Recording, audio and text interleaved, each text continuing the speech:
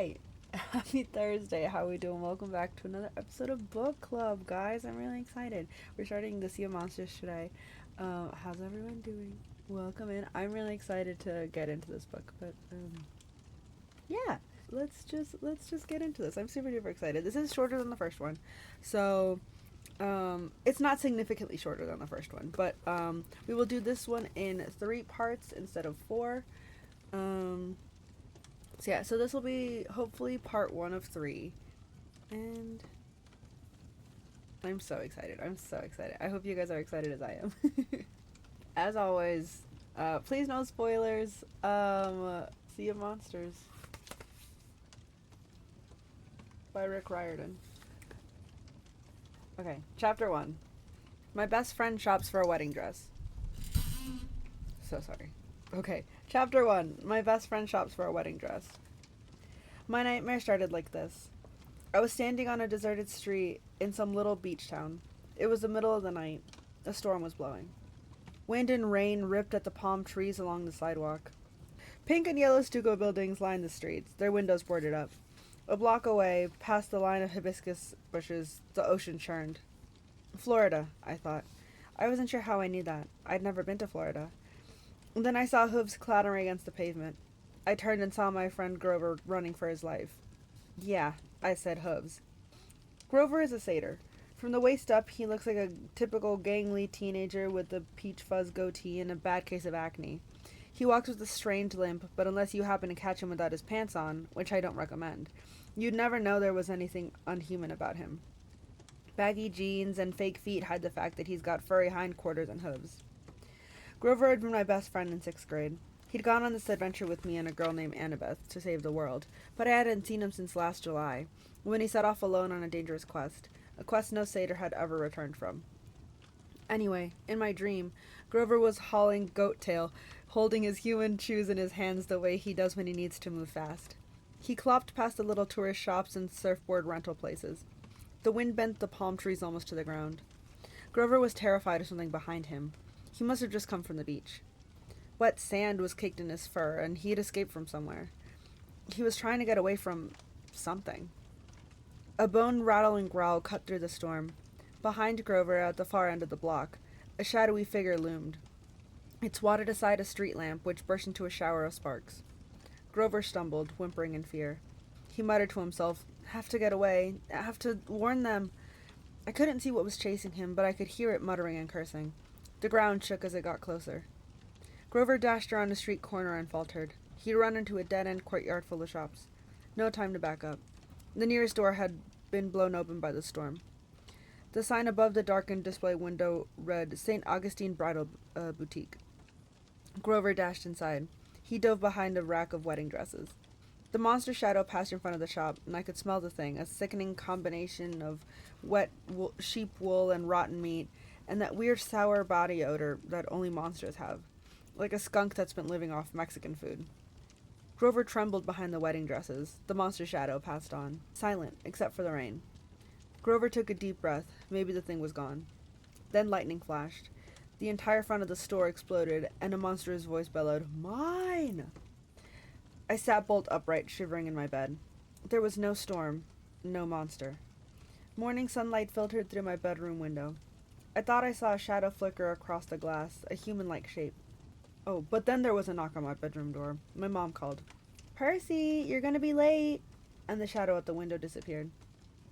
It must have been my imagination. A 50-story window with a rickety old fire escape. There couldn't have been anyone out there.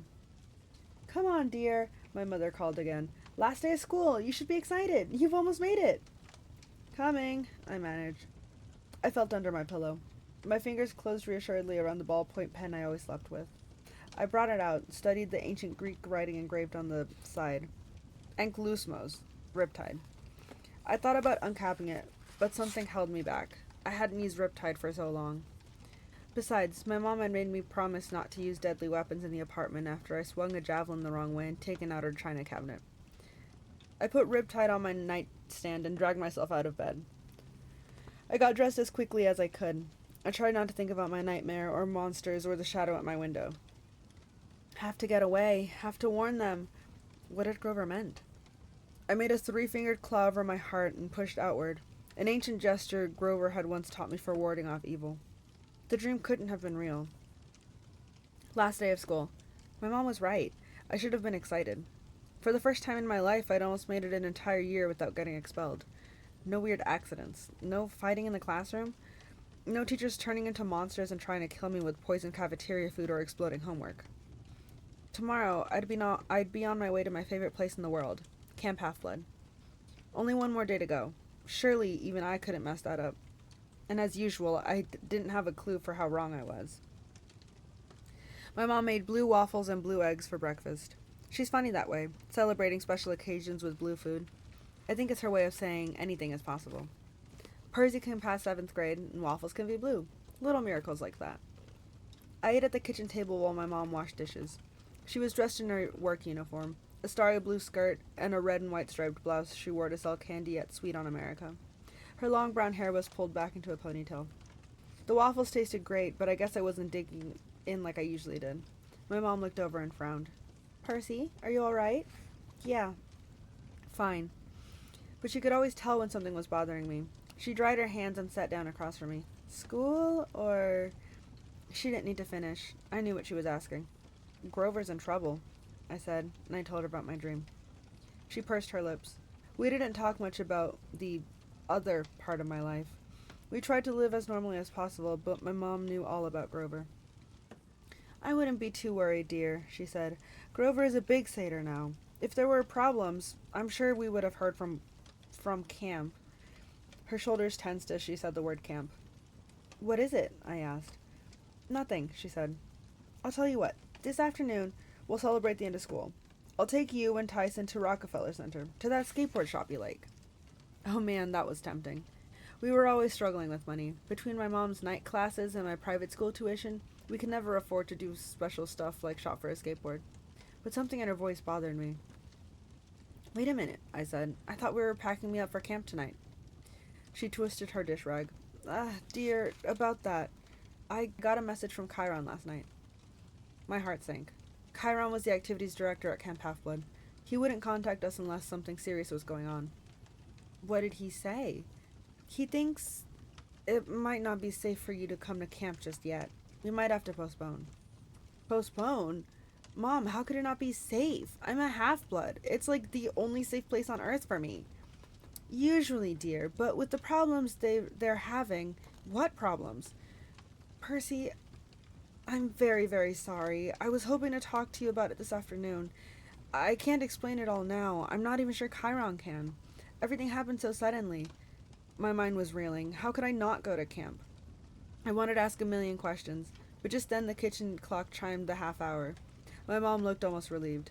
7:30, dear. You should go. Tyson will be waiting. But, Percy, we'll talk this afternoon. Go on to school. But that was the last thing I wanted to do. But my mom had this fragile look in her eye. A kind of warning, like if I pushed her too hard, she'd start to cry. Besides, she was right about my friend Tyson. I had to meet him at the subway station on time or he'd get upset. He was scared of traveling underground alone. I gathered up my stuff, but I stopped in the doorway. Mom, this problem at camp, could it have anything to do about my dream with Grover? She wouldn't meet my eyes. We'll talk this afternoon, dear. I'll explain as much as I can. Reluctantly, I told her goodbye. I jogged downstairs to catch the number 2 train. I didn't know it at the time, but my mom and I would never get to have our afternoon talk. In fact, I wouldn't be seeing home for a long, long time. As I stepped outside, I glanced at the brownstone building across the street. For just a second, I saw a dark shape in the morning sunlight. A human silhouette against the brick wall. A shadow that belonged to no one. Then it rippled and vanished.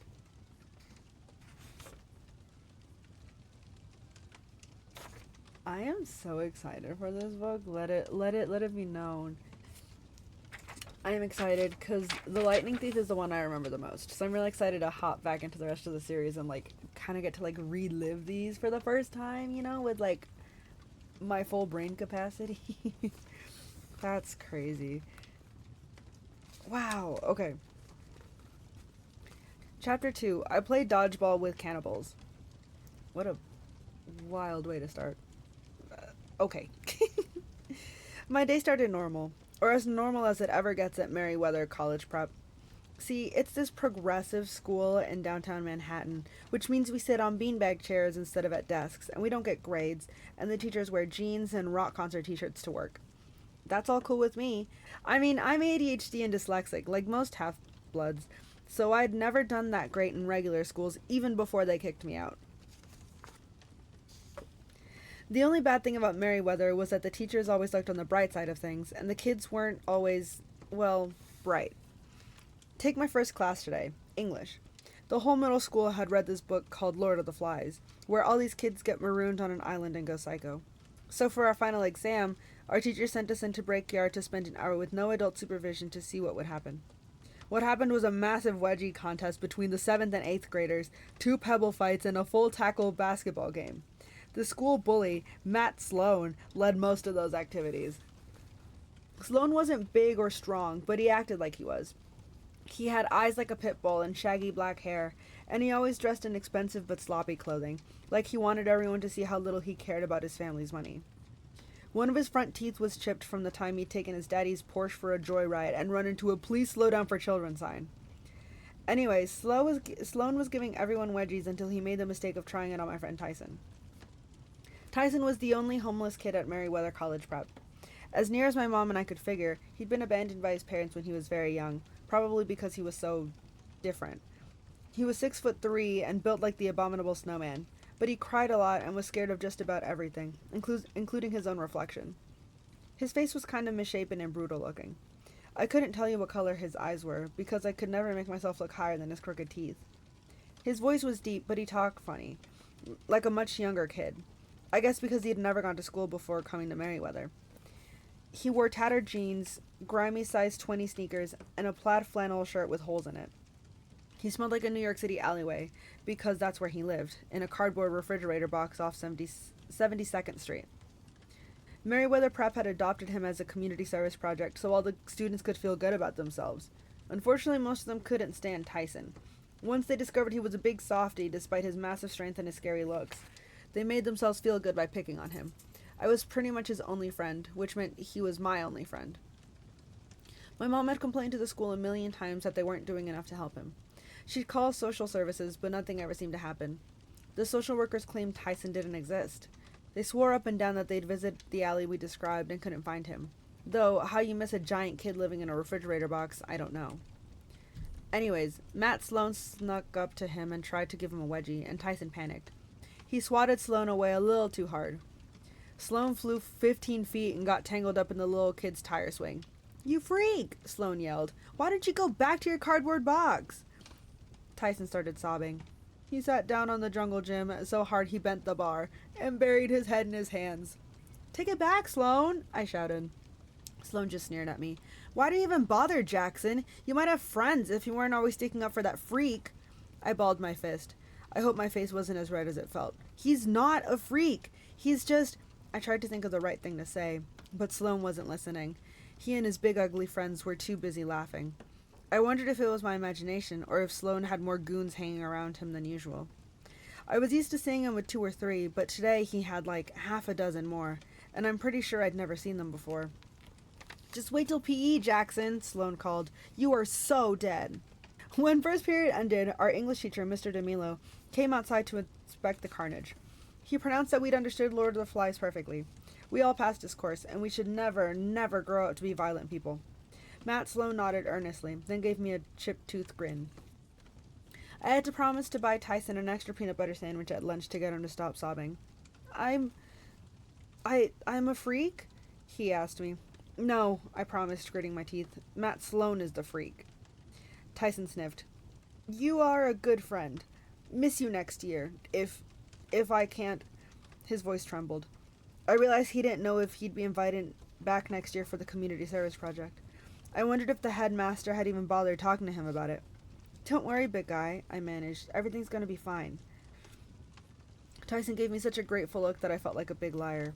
How could I promise a kid like him that anything would be fine? Our next exam was science. Mrs. Tesla told us that we had to mix chemicals until we succeeded in making something explode. Tyson was my lab partner. His hands were way too big for the tiny vials we were supposed to use. He accidentally knocked a tray of chemicals off the counter and made an orange mushroom cloud in the trash can. After Miss Tesla evacuated the lab and called the hazardous waste removal squad, she praised Tyson and me for being natural chemists. We were the first ones who'd ever aced her exam in under 30 seconds. I'm glad the morning went fast because it kept me from thinking too much about my problems. I couldn't stand the idea that something might be wrong at camp. And even worse, I couldn't shake the memory of my bad dream. I had a terrible feeling that Grover was in danger. In social studies, while we were drawing latitude/longitude maps, I opened my notebook and stared at the photo inside. My friend Annabeth on vacation in Washington, D.C. She was wearing jeans and a denim jacket over her orange Camp Half-Blood t-shirt. Her blonde hair was pulled back in a bandana. She was standing in front of the Lincoln Memorial with her arms crossed, looking extremely pleased with herself, like she'd personally designed the place. See, Annabeth wants to be an architect when she grows up, so she's always visiting famous monuments and stuff. She's weird that way. She emailed me the picture after spring break, and every once in a while I'd look at it just to remind me that she was real.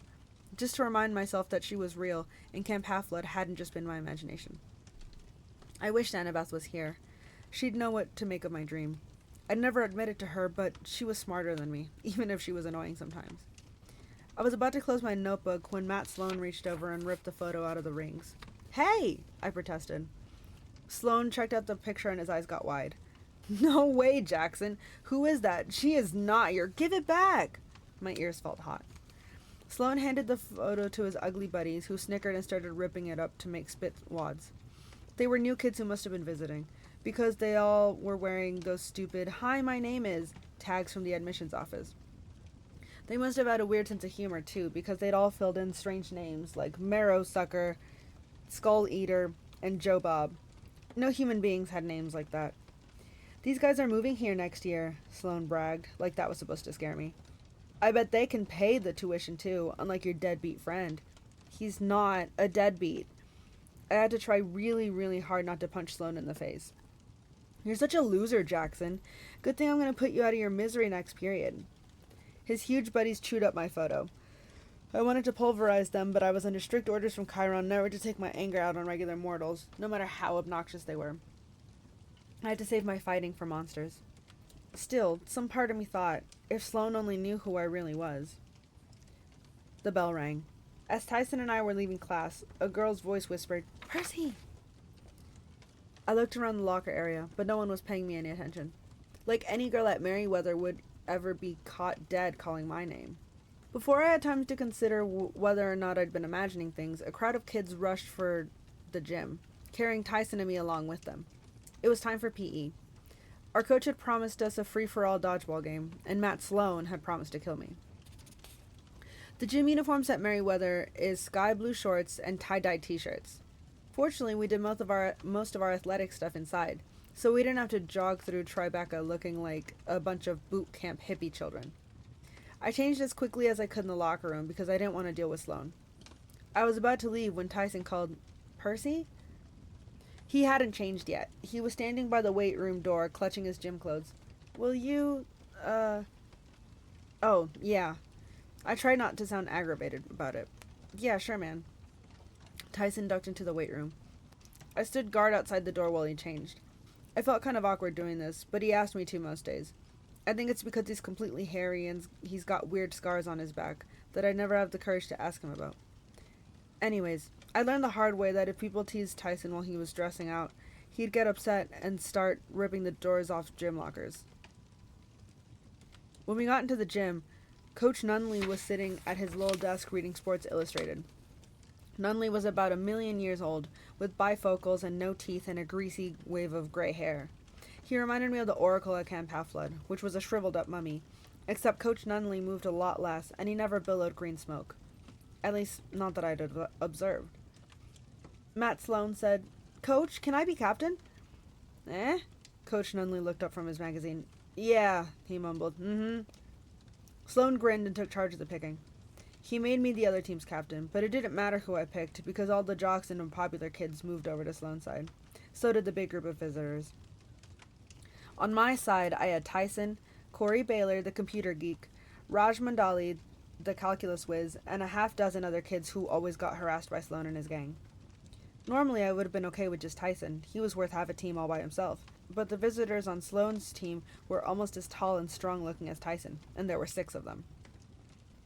Matt Sloan spilled a cage full of balls in the middle of the gym. Scared, Tyson mumbled. Smells funny. I looked at him. What smells funny? Because I didn't figure he was talking about himself. Them, Tyson pointed at Sloan's new friends. Smell funny. The visitors were cracking their knuckles, eyeing us like it was slaughter time. I couldn't help wondering where they were from. Someplace where they fed kids raw meat and beat them with sticks. Sloan blew the coach's whistle and the game began. Sloan's team ran for the center line. On my side, Raj Mandali yelled something in Urdu, probably, I have to go potty, and ran for the exit. Corey Baylor tried to crawl behind the wall mat and hide. The rest of my team did their best to cower in fear and not look like targets. Tyson, I said, let's go. A ball slammed into my gut. I sat down hard in the middle of the gym floor. The other team exploded in laughter. My eyesight was fuzzy. I felt like I'd just gotten the Heimlich maneuver from a gorilla. I couldn't believe anybody could throw that hard. Tyson yelled, Percy, duck! I rolled as another dodgeball whistled past my ear at the speed of sound. It hit the wall mat, and Corey Baylor yelped. Hey! I yelled at Sloan's team. You could kill somebody! The visitor named Joe Bob grinned at me evilly. Somehow he looked bigger now, even taller than Tyson. His biceps bulged beneath his t-shirt. I hope so, Perseus Jackson. I hope so. The way he said my name sent a chill down my back. No one called me Perseus except for those who knew my true identity, friends and enemies. What had Tyson said? They smell funny. Monsters.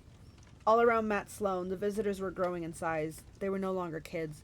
They were 8-foot-tall giants with wild eyes, pointy teeth, and hairy arms tattooed with snakes and hula women and Valentine hearts. Matt Sloan dropped his ball. Whoa, you're not from Detroit. Who? The other kids on his team started screaming and backing towards the exit, but the giant named Marrowsucker threw a ball with deadly accuracy. It streaked past Raj Mandali just as he was about to leave and hit the door, slamming it shut like magic. Raj and some of the other kids banged on it desperately, but it wouldn't budge. Let them go! I yelled at the giants. The one called Joe Bob growled at me. He had a tattoo on his biceps that said, JB, love baby cakes. And lose our tasty morsel? No, son of the sea god. We Lastrygonians aren't just playing for your death. We want lunch. He waved his hand. A new batch of dodgeballs appeared in the center line, but these balls weren't made of red rubber. They were bronze, the size of cannonballs, perforated like wiffle balls and fire bubbling out of the holes. They must have been searing hot, but the giants picked them up with their bare hands. Coach! I yelled. Nunley looked up sleepily, but if he saw anything abnormal about the dodgeball game, he didn't let on. That's the problem with mortals. A magical force called the mist obscures the true appearance of monsters and gods from their vision, so mortals tend to only see what they can understand. Maybe the coach saw a few 8th graders pounding the younger kids like usual. Maybe the other kids saw Matt Sloan's thugs getting ready to throw Molotov cocktails around. It wouldn't have been the first time. At any rate, I was pretty sure no one else realized we were dealing with genuine man-eating, bloodthirsty monsters. Yeah, Coach muttered, play nice. And he went back to his magazine. The giant named Skull Eater threw his ball. I dove aside as the fiery bronze comet sailed past my shoulder. Corey! I screamed.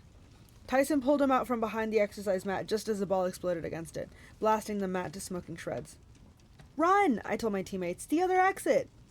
They ran for the locker room, but with another wave of Joe Bob's hand, that door also slammed shut.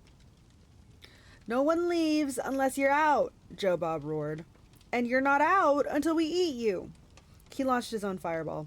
My teammates scattered as it blasted a crater in the gym floor. I reached for Riptide, which I always kept in my pocket, but then I realized I was wearing my gym shorts. I had no pockets. Riptide was tucked in my jeans inside my gym locker, and the gym locker door was sealed. I was completely defenseless.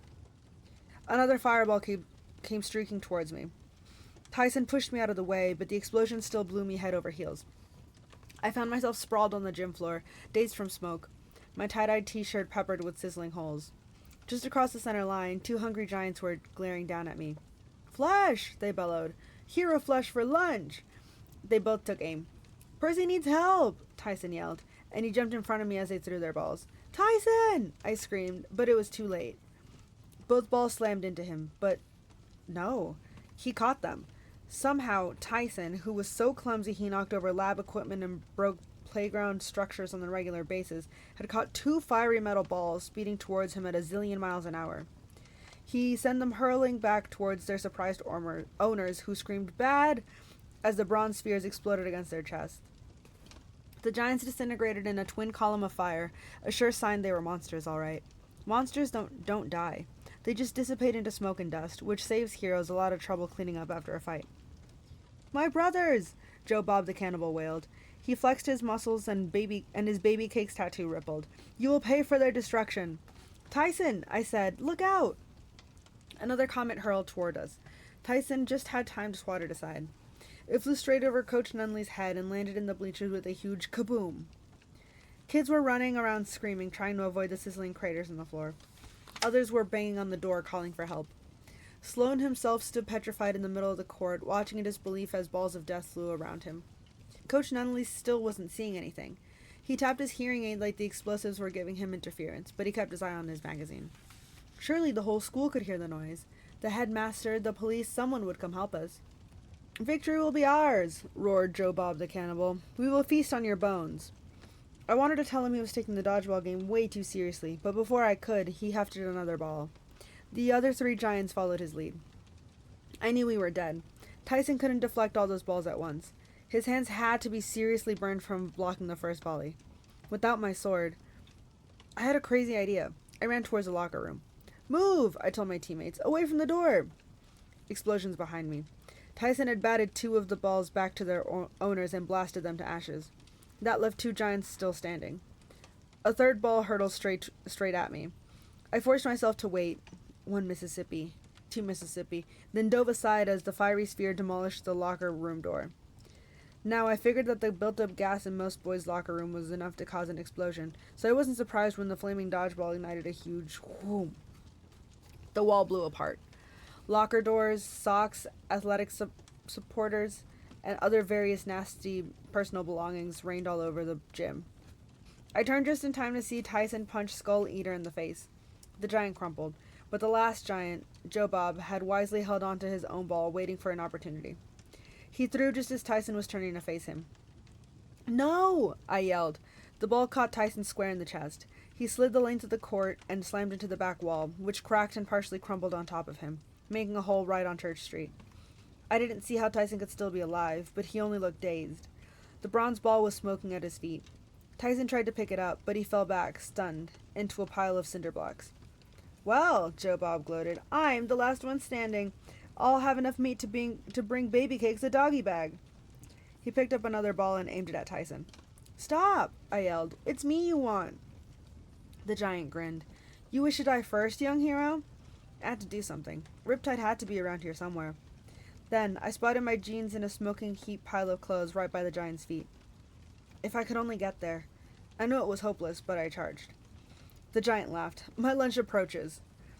He raised his arm to throw. I braced myself to die. Suddenly, the giant's body went rigid. His expression changed from gloating to surprised. Right where his belly button should be, his t-shirt ripped open and he grew something like a horn. No, not a horn, the glowing tip of a blade. The ball dropped out of his hand. The monster stared down at the knife that had just run him through from behind. He muttered, "Ow," and burst into a cloud of green flame, which I figured was going to make Baby Cakes pretty upset. Standing in the smoke was my friend Annabeth. Her face was grimy and scratched. She had a ragged backpack slung over her shoulder, her baseball cap tucked in her pocket, a bronze knife in her hand, and a wild look in her stormy gray eyes, like she'd just been chased 1,000 miles by a ghost. Matt Sloane, who'd been standing there dumbfounded the whole time, finally came to his senses. He blinked at Annabeth, as if he dimly recognized her from my notebook picture. That's the girl. Annabeth punched him in the nose and knocked him flat. "And you," she told him, "lay off my friend." The gym was in flames. Kids were still running around screaming. I heard sirens wailing and a garbled voice from over the intercom. Through the glass windows of the exit doors, I could see the headmaster, Mr. Bonsai, wrestling with the lock, a crowd of teachers piling up behind him. "Annabeth," I stammered, how long have you... "Pretty much all morning." She sheathed her bronze knife. "I've been trying to find a good time to talk to you, but you were never alone." "The shadow I saw this morning, that was..." My face fell hot. "Oh my gods, were you looking in my bedroom window?" There's no time to explain, she snapped, though she looked a little red-faced herself. I just didn't want to. There! A woman screamed. The doors burst open and adults came pouring in. Meet me outside, Annabeth told me. And him. She pointed at Tyson, who was still sitting dazed against a wall. Annabeth gave him a look of distaste that I didn't quite understand. You'd better bring him. What? No time, she said. Hurry! She pulled on her Yankees baseball cap, which was a magic gift from her mom, and instantly vanished. That left me standing alone in the middle of the burning gymnasium when the headmaster came charging in with half the faculty and a couple of police officers. Percy Jackson? Mr. Bonsai said. What? How? Over the broken wall, Tyson groaned and stood up from the pile of cinder blocks. Head hurts. Matt Sloan was coming around too. He focused on me with a look of terror. Percy did it, Mr. Bonsai. He set the whole building on fire. Coach Nunley will tell you. He saw it all. Coach Nunley had been dutifully reading his magazine, but just my luck. He chose that moment to look up when Sloan said his name. Eh? Yeah. The other adults turned towards me. I knew they would never believe me, even if I could tell them the truth. I grabbed Riptide out of my ruined jeans, told Tyson, come on, and jumped through the gaping hole in the side of the building.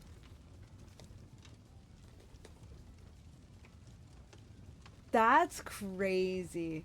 Like, honestly, I'm not surprised that Matt Sloan, also unfortunate name, sorry Matt.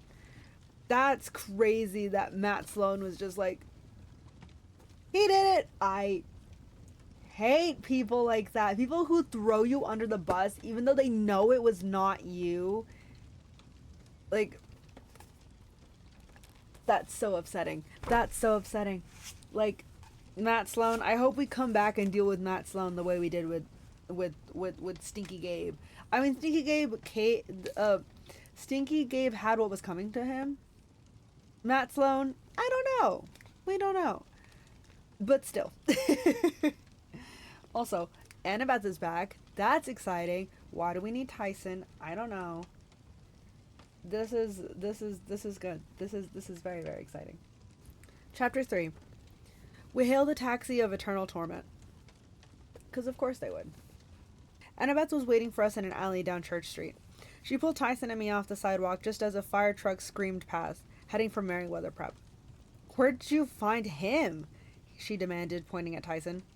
Now, under different circumstances, I would have been really happy to see her. We'd made our peace last summer, despite the fact that her mom was Athena and didn't get along with my dad.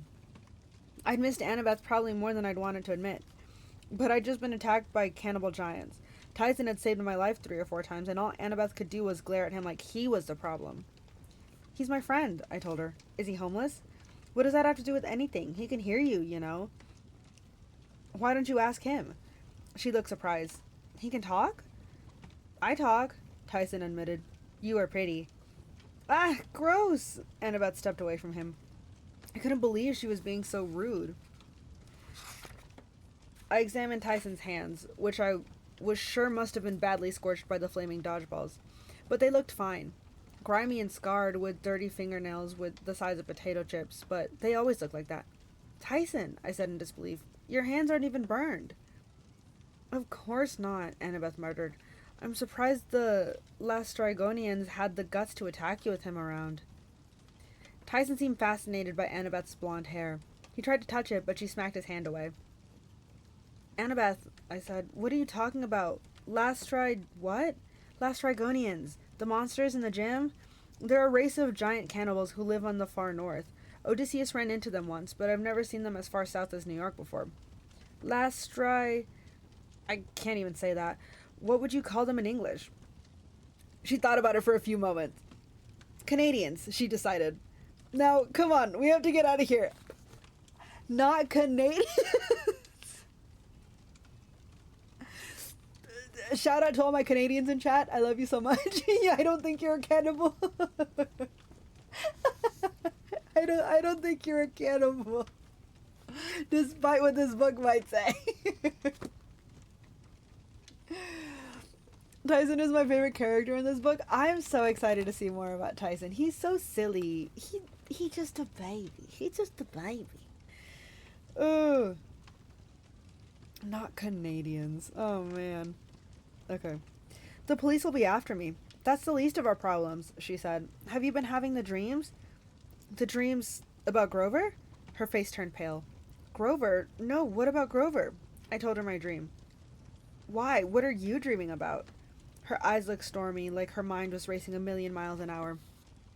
Camp, she said at last. Big trouble at camp. My mom was saying the same thing, but what kind of trouble? I don't know exactly. Something's wrong. We have to get there right away.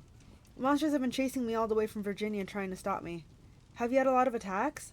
I shook my head. None all year. Until today. None? But how... Her eyes drifted to Tyson. Oh. What do you mean, oh? Tyson raised his hands like he was still in class. Canadians in the gym called Percy something. Son of the sea god? Annabeth and I exchanged looks. I didn't know how I could explain, but I figured Tyson deserved the truth after almost getting killed. Big guy, I said, you ever hear those stories about the Greek gods, like Zeus, Poseidon, Athena? Yes, Tyson said. Well, those gods are still alive. They kind of follow Western civilization around, living in the strongest countries. Now they're in the US. And sometimes they have kids with mortals, kids called half-bloods. Yes, Tyson said, like he was still waiting for me to get to the point. Well, Annabeth and I are half-bloods, I said. We're like heroes in training, and whenever monsters pick up our scent, they attack us. That's what those giants were in the gym. Monsters. Yes. I stared at him. He didn't seem surprised or confused by what I was telling him, which surprised and confused me. So, you believe me? Tyson nodded. But you are son of the sea god? Yeah, I admitted. My dad's Poseidon. Tyson frowned. Now he looked confused. But then, a siren wailed. A police car raced past our alley. We don't have time for this, Annabeth said. We'll talk in the taxi. A taxi all the way to camp? I said. You know how much money... Trust me. I hesitated. What about Tyson?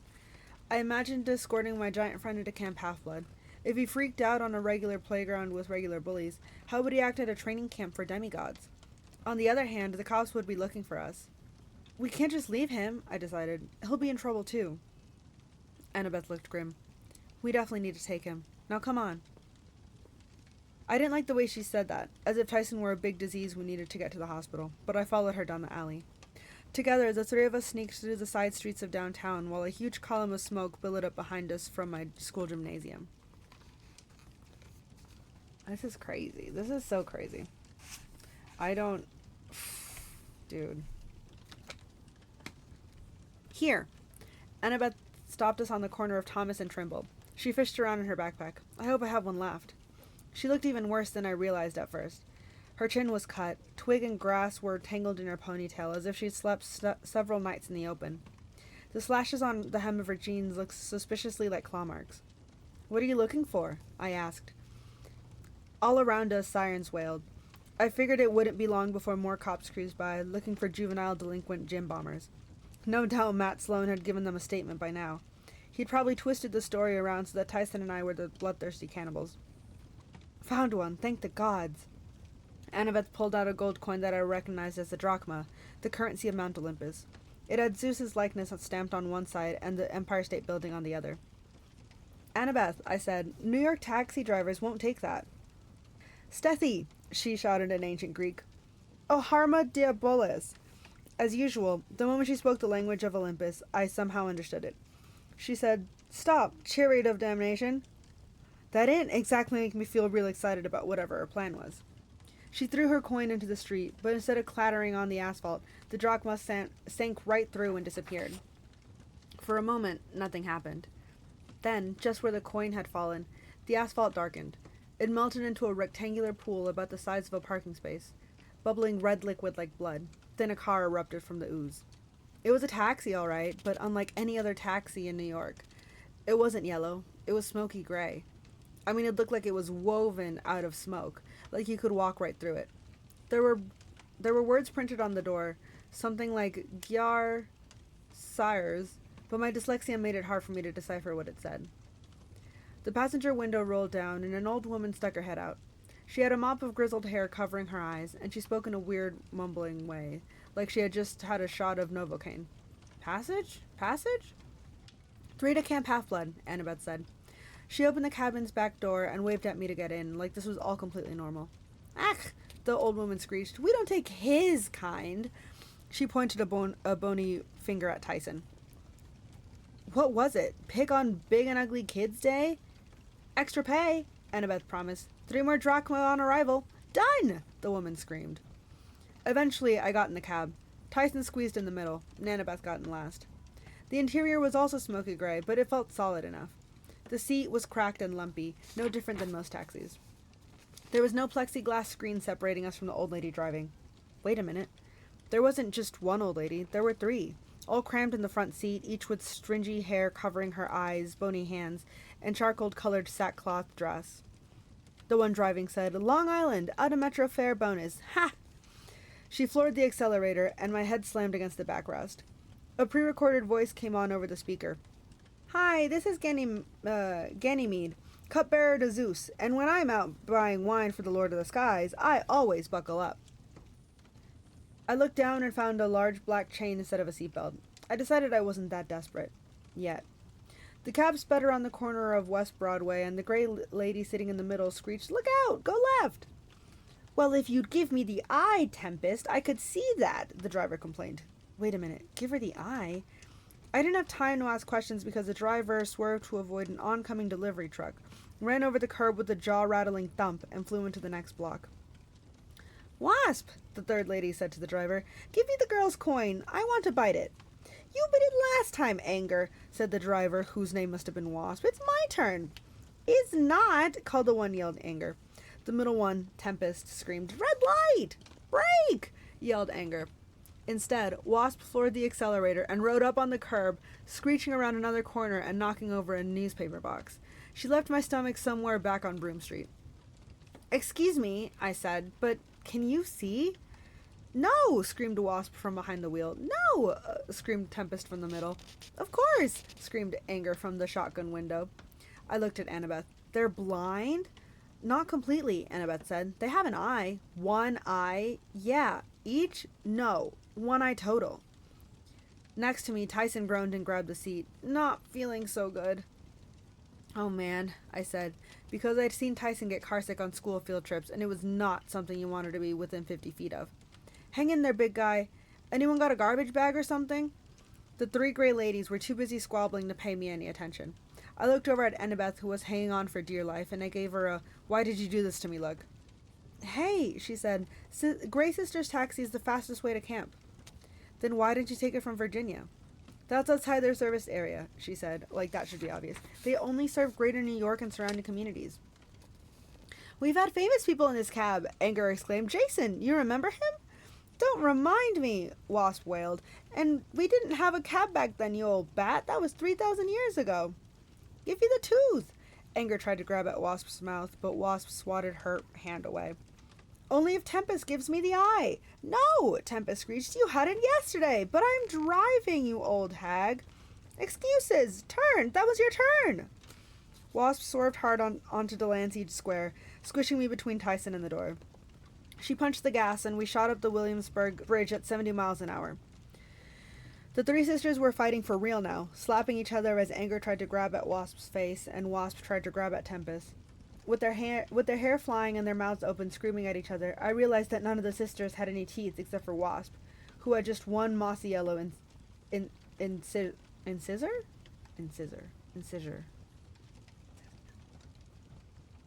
Whatever the word is. Instead of eyes, they had just closed, sunken eyelids, except for Anger, who had one bloodshot green eye that stared at everything hungrily, as if it couldn't get enough of what it saw.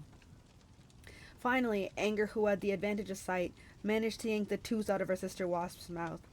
This made Wasp so mad she swerved back towards the edge of the Williamsburg Bridge, yelling, If it back! If it back! Tyson groaned and clutched his stomach. If anyone's interested, I said, we're going to die. Don't worry, Annabeth told me, sounding pretty worried. The Gray Sisters know what they're doing. They're really very wise. This coming from the daughter of Athena, but I wasn't exactly reassured. We were skimming along the edge of a bridge 130 feet above the East River. Yes, wise! Anger grinned in the rearview mirror, showing off her newly acquired tooth. We know things. Every street in Manhattan. Wasp bragged, still hitting her sister. The capital Nepal! The location you seek, Tempest added. Immediately, her sisters pummeled her from each side, screaming, "Be quiet! Be quiet! He didn't even ask yet." "What?" I asked. "What location? I'm not seeking any—" "Nothing," Tempest said. "You're right, boy. It's nothing." "Tell me." "No!" they all screamed. "The last time we told it was horrible," Tempest said. "I tossed in a lake," Anger agreed. "Years to find it again," Wasp moaned. "And speaking of that, give it back." "No," yelled Anger. Wasp yelled. "Gimme." She smacked her sister Anger on the back. There was a sickening pop, and something flew out of Anger's face. Anger fumbled for it, trying to catch it, but she only managed to bat it with the back of her hand. The slimy green orb sailed over her shoulders into the back seat and straight into my lap. I jumped so hard my head hit the ceiling and the eyeball rolled away. "I can't see!" all the sisters yelled. "Give me the eye!" Wasp wailed. "Give her the eye!" Annabeth screamed. "I don't have it," I said. "There, by your foot," Annabeth said. "Don't step on it. Get it." "I'm not picking that up." The taxi slammed against the guardrail and skidded along with a horrible grinding noise. The whole car shuddered, billowing gray smoke as if it were about to dissolve from the strain. "Going to be sick," Tyson warned. "Annabeth," I yelled, "let Tyson use your backpack." "Are you crazy? Get the eye." Wasp yanked the wheel and the taxi swerved away from the rail. We hurtled down the bridge towards Brooklyn, going faster than any human taxi. The Gray sisters screeched and pummeled each other and cried out for their eye.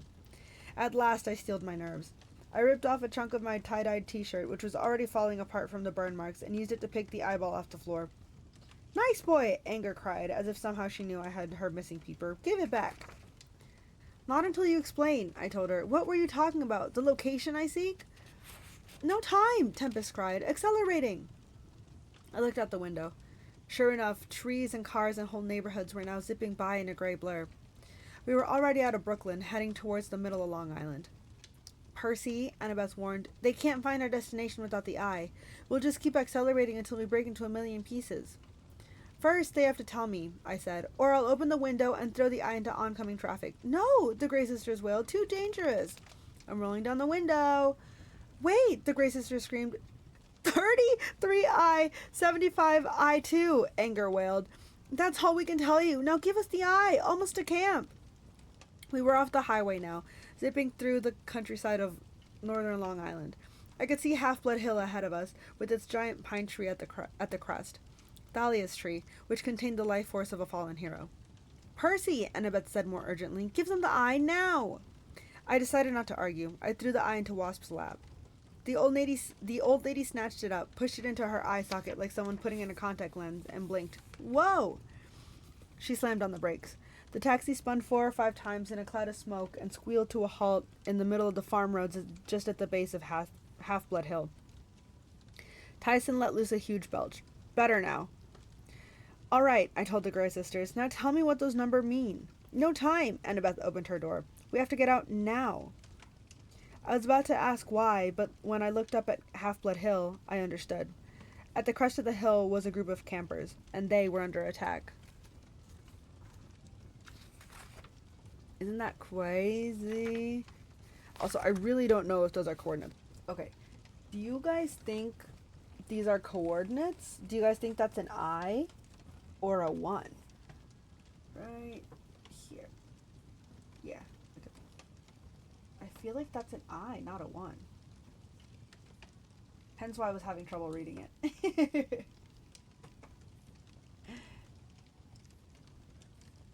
I don't know. Anyways, if those were numbers and they were supposed to be 30, 31, 78, 12, I apologize. I'm pretty sure that's 33I, 75I, 12. Or I2. I don't know. Anyways. Chapter 4. Tyson plays with fire. Mythologically speaking, if there's anything I hate worse than trios of old ladies, it's bulls. Last summer, I fought the Minotaur on top of Half-Blood Hill. This time, what I saw up there was even worse. 2 bulls. And not just regular bulls, bronze ones the size of elephants. And even that wasn't bad enough. Naturally, they had to breathe fire, too. As soon as we exited the taxi, the Gray sisters peeled out, heading back to New York, where life was safer. They didn't even wait for their extra 3 drachma payment. They just left us on the side of the road, Annabeth with nothing but her backpack and knife, Tyson and me still in our burnt-up, tie-dyed gym clothing. "Oh man," said Annabeth, looking at the battle raging up on the hill. What worried me most weren't the bulls themselves, or the 10 heroes in full battle armor who were getting their bronze-plated booties whooped. What worried me was that the bulls were ranging all over the hill, and even around the backside of the pine tree. That shouldn't have been possible. The camp's magic boundaries didn't allow monsters to cross past Thalia's tree, but the metal bulls were doing it anyway. One of the heroes shouted, "Border Patrol, to me!" A girl's voice, gruff and familiar. Border Patrol? I thought. The camp didn't have a border patrol. "It's Clarice," Annabeth said. "Come on, we have to help her." Normally, rushing to Clarice's aid would not have been high on my to-do list. She was one of the biggest bullies at camp. The first time we'd met, she tried to introduce my head to a toilet. She was also a daughter of Ares, and I'd had a very serious disagreement with their father last summer. So now, the god of war and all his children were basically hated my guts. Still, she was in trouble. Her fellow warriors were scattered, running in panic as the bulls charged. The grass was burning in huge swaths around the pine tree.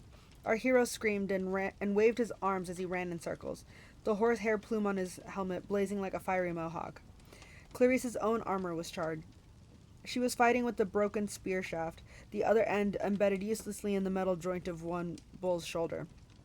I uncapped my ballpoint pen. It shimmered, growing longer and heavier until I held the bronze sword riptide in my hand. "Tyson, stay here. I don't want you taking any more chances." "No," Annabeth said. "We need him." I stared at her. "He's mortal. He got lucky with the dodgeballs, but he can't. Percy, do you know what those are up there? The Calchas bulls made by Hephaestus himself. We can't fight them without Medea's sunscreen SPF 5000. We'll get burnt to a crisp." "Medea's what?" Annabeth rummaged through her backpack and cursed. "I had a jar of tropical sunscreen scent sitting on my nightstand at home. Why didn't I bring it?" I learned a long time ago not to question Annabeth too much. It just made me more confused. "Look, I don't know what you're talking about, but I'm not going to let Tyson get fried." "Percy, Tyson, stay back." I raised my sword. "I'm going in." Tyson tried to protest, but I was already running up the hill towards Clarice, who was yelling at her patrol, trying to get them into Flannex formation. It was a good idea.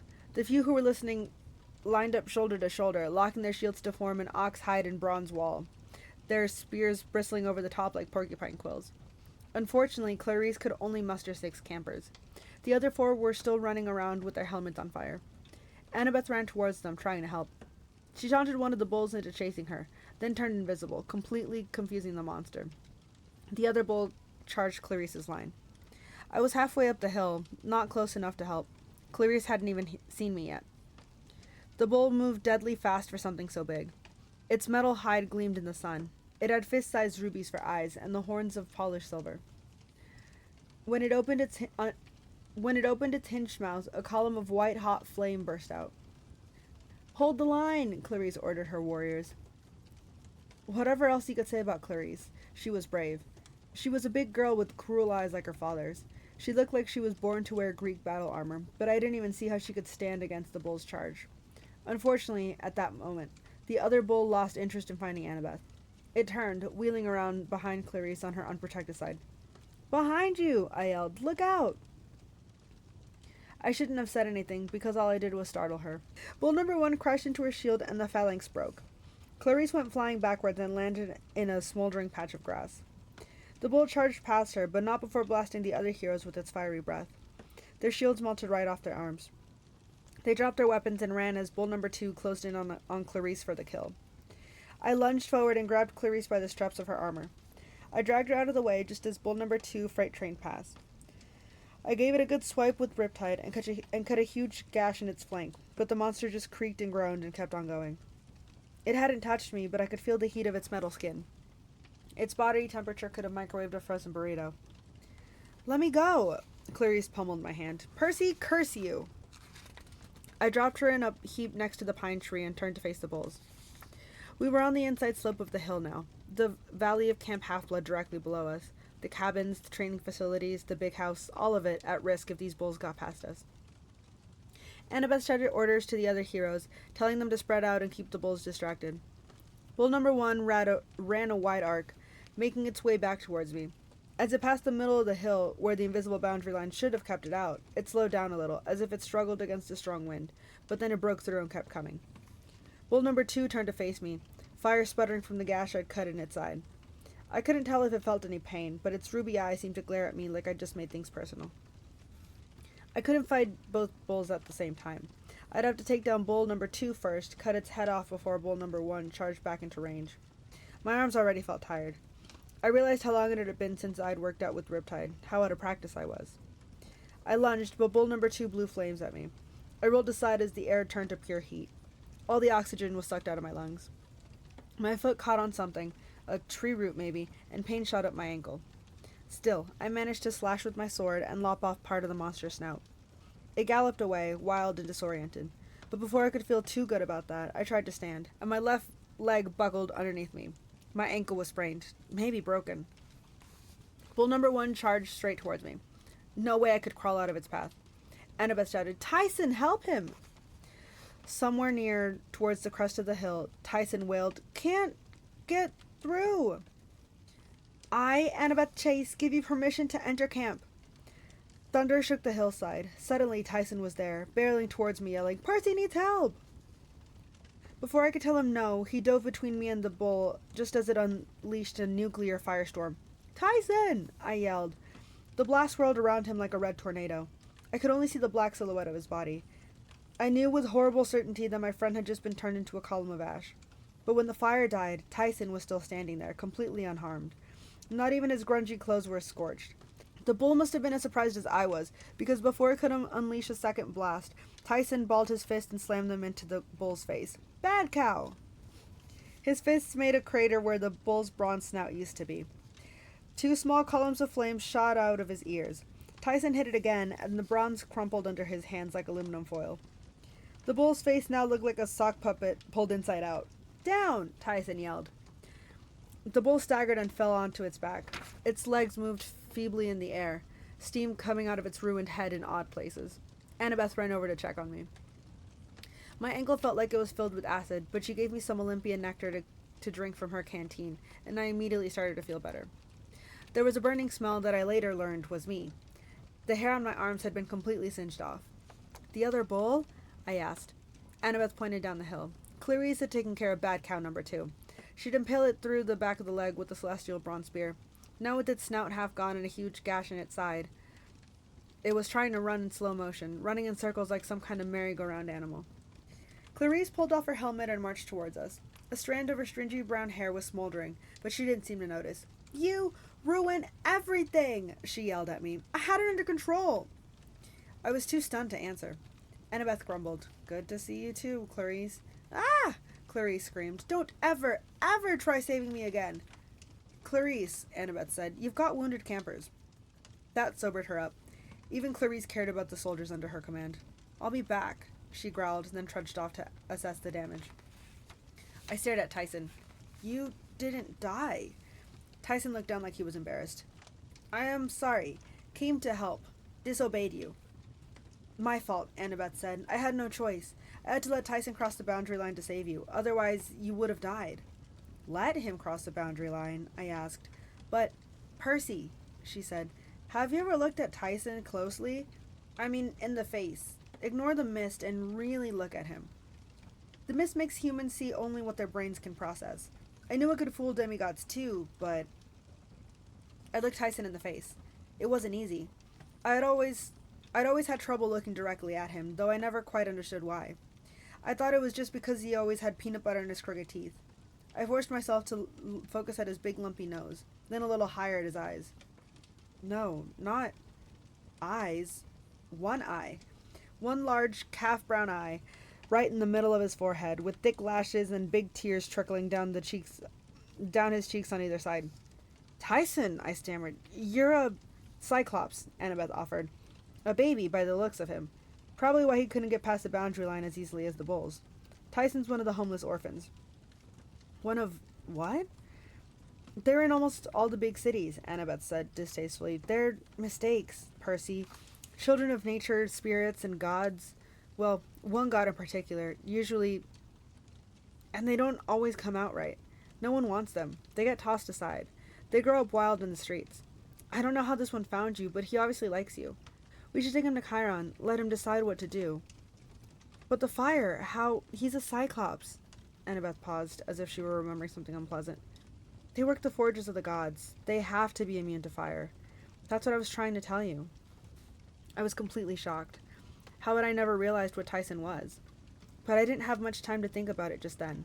The whole side of the hill was burning. Wounded heroes needed attention, and there were still 2 banged-up bronze bulls to dispose of, which I didn't figure would fit in our normal recycling bins.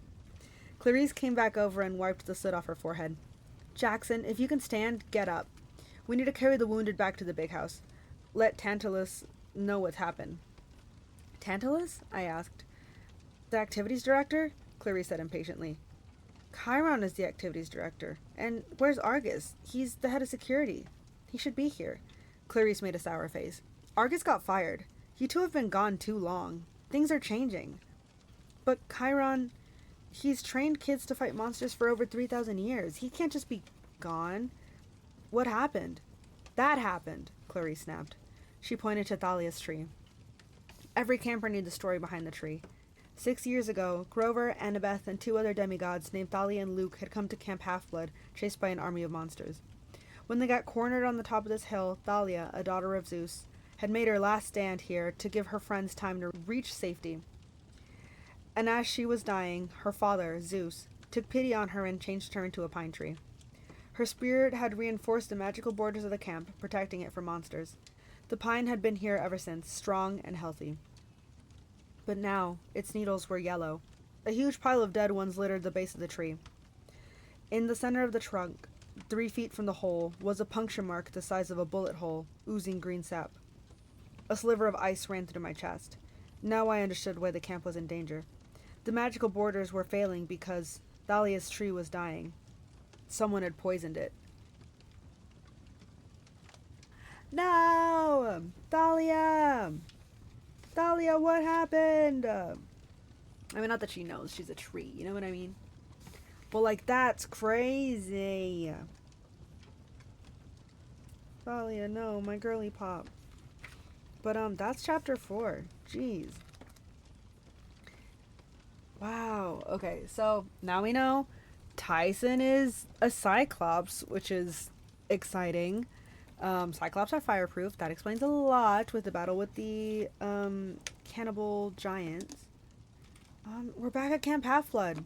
I hope Sally's okay, because Sally probably knows by now that Percy's not at school.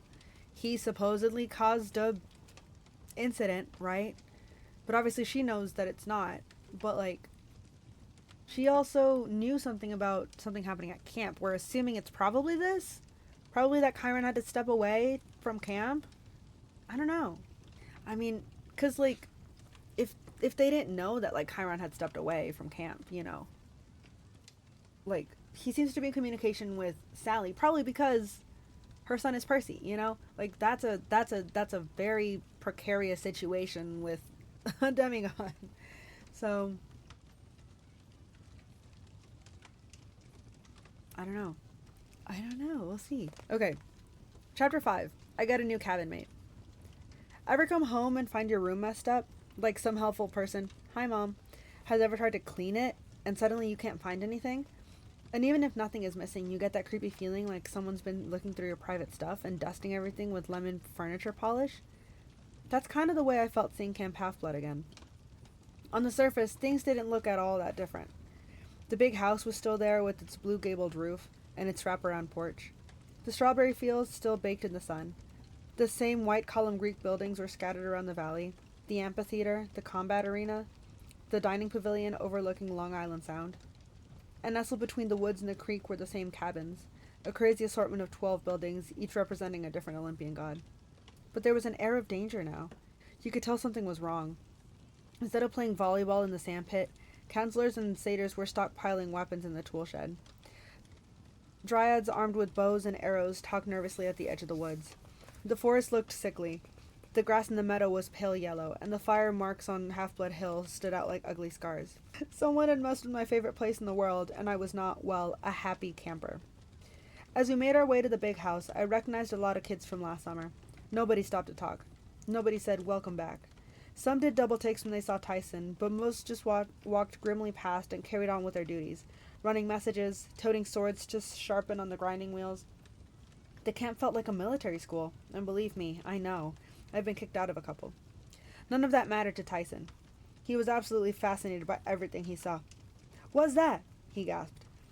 "The stable for Pegasi," I said. "The winged horses." "What's that?" Those are the toilets." "What's that?" "The the cabins are for the campers. If they don't know who your Olympian parent is, they put you in the Herbie's cabin. The brown one over there, until you're determined. Then, once they know, they put you in with your dad or mom's group." He looked at me in awe. "You have a cabin?" "Number 3, I pointed to the low gray building made of sea stone. "You live with friends in the cabin?" No, just me." I didn't feel like explaining. The embarrassing truth. I was the only one who stayed in that cabin because I wasn't supposed to be alive. The big 3 gods, Zeus, Poseidon, and Hades, had made a pact after World War II not to have any more children with mortals. We were more powerful than regular half-bloods. We were too unpredictable. When we got mad, we tended to cause problems, like World War II, for instance. The Big 3 pact had only been broken twice. Once when Zeus sired Thalia, once when Poseidon sired me. Neither of us should have been born. Thalia had gotten herself turned into a pine tree when she was 12. Me, well, I was doing my best not to follow her example. I had nightmares about what Poseidon might turn me into if I was ever on the verge of death. Plankton, maybe, or a floating patch of kelp. When we got to the big house, we found Chiron in his apartment, listening to his favorite 1960s lounge music while he packed his saddlebags. I guess I should mention, Chiron is a centaur. From the waist up, he looks like a regular middle-aged guy with curly brown hair and a scraggly beard. From the waist down, he's a white stallion. He can pass for human by compacting his lower half into a magic wheelchair. In fact, he'd pass himself off as my Latin teacher during my 6th grade year. But most of the time, if the ceilings are high enough, he prefers hanging out in full centurion form. As soon as we saw him, Tyson froze. "Pony!" he cried out in total rapture. Chiron turned, looking offended. "I beg your pardon?" Annabeth ran up and hugged him. "Chiron, what's happening? You're not leaving?" Her voice was shaky. Chiron was like a second father to her. Chiron ruffled her hair and gave her a kindly smile. "Hello, child. And Percy, my goodness, you've grown over the year." I swallowed. "Clarice said you were fired." Chiron's eyes glinted with dark humor. Well, someone has to take the blame. Lord Zeus was most upset. The tree he created from the spirit of his daughter, poisoned. Mr. G had to punish someone." "Besides himself, you mean," I growled. Just the thought of the camp director, Mr. D, made me angry. "But this is crazy," Annabeth cried. "Chiron, you couldn't have had anything to do with poisoning Thalia's tree." "Nevertheless," Chiron sighed, "some in Olympus do not trust me now, under the circumstances." "What circumstances?" I asked. Chiron's face darkened. He stuffed a Latin-English dictionary into his saddlebag while the Frank Sinatra music oozed from his boombox. Tyson was staring at Chiron in amazement. He whimpered like he wanted to pat Chiron's flank, but was afraid to come closer. "Pony?" Chiron sniffed. "My dear young Cyclops, I am a centaur." "Chiron," I said, "what about the tree? What happened?" He shook his head sadly. "The poison used on Thalia's pine is something from the underworld, Percy. Some venom even I have never seen. It must have come from a monster quite deep in the pits of Tartarus." "Then do we know who's responsible?" Do not invoke the Titan Lord's name, Percy. Especially not here. Not now." "But last summer he tried to cause a civil war in Olympus. This has to be his idea. He'd get Luke to do it, that traitor." "Perhaps," Chiron said. "But I fear I am being held responsible because I did not prevent it, and I cannot cure it. The tree only has a few weeks of life left, unless..." "Unless what?" Annabeth asked. "No," Chiron said. "A foolish thought. The whole valley is feeling the shock of the poison. The magical borders are deteriorating. The camp itself is dying. Only one source of magic would be strong enough to reverse the poison, and it was lost centuries ago." "What is it?" I asked. "We'll go find it." Chiron closed his saddlebag. He pressed the stop button on his boombox. He then turned and rested his hand on my shoulder, looking me straight in the eyes. "Percy, you must promise me that you will not act rashly. I told your mother I did not want you to come here at all this summer. It's too dangerous. But now that you are here, stay here. Train hard. Learn to fight. But do not leave." "Why?" I asked. "I want to do something. I can't just let the borders fail. The whole camp will be overrun by monsters," Chiron said. "Yes, I fear so. But you must not let yourself be baited into hasty action. This could be the trap of the Titan Lord. Remember last summer. He almost took your life. It was true, but still, I wanted to help so badly. I also wanted to make Kronos pay. I mean, you'd think the Titan Lord would have learned his lesson eons ago when he was overthrown by the gods. You'd think getting chopped into a million pieces and cast into the darkest part of the underworld would give him a subtle clue that no one wanted him around. But no. Because he was immortal, he was still alive down there in Tartarus, suffering an eternal pain, hungering to return and take revenge on Olympus. He couldn't act on his own, but he was great at twisting the minds of mortals and even gods to do his dirty work. The poisoning had to be his doing. Who else would be so low as to attack Thalia's tree, the only thing left of a hero who'd given her life to save her friends? Annabeth was trying hard not to cry. Chiron brushed a tear from her cheek. "Stay with Percy, child," he told her. "Keep him safe. The prophecy. Remember it." I will.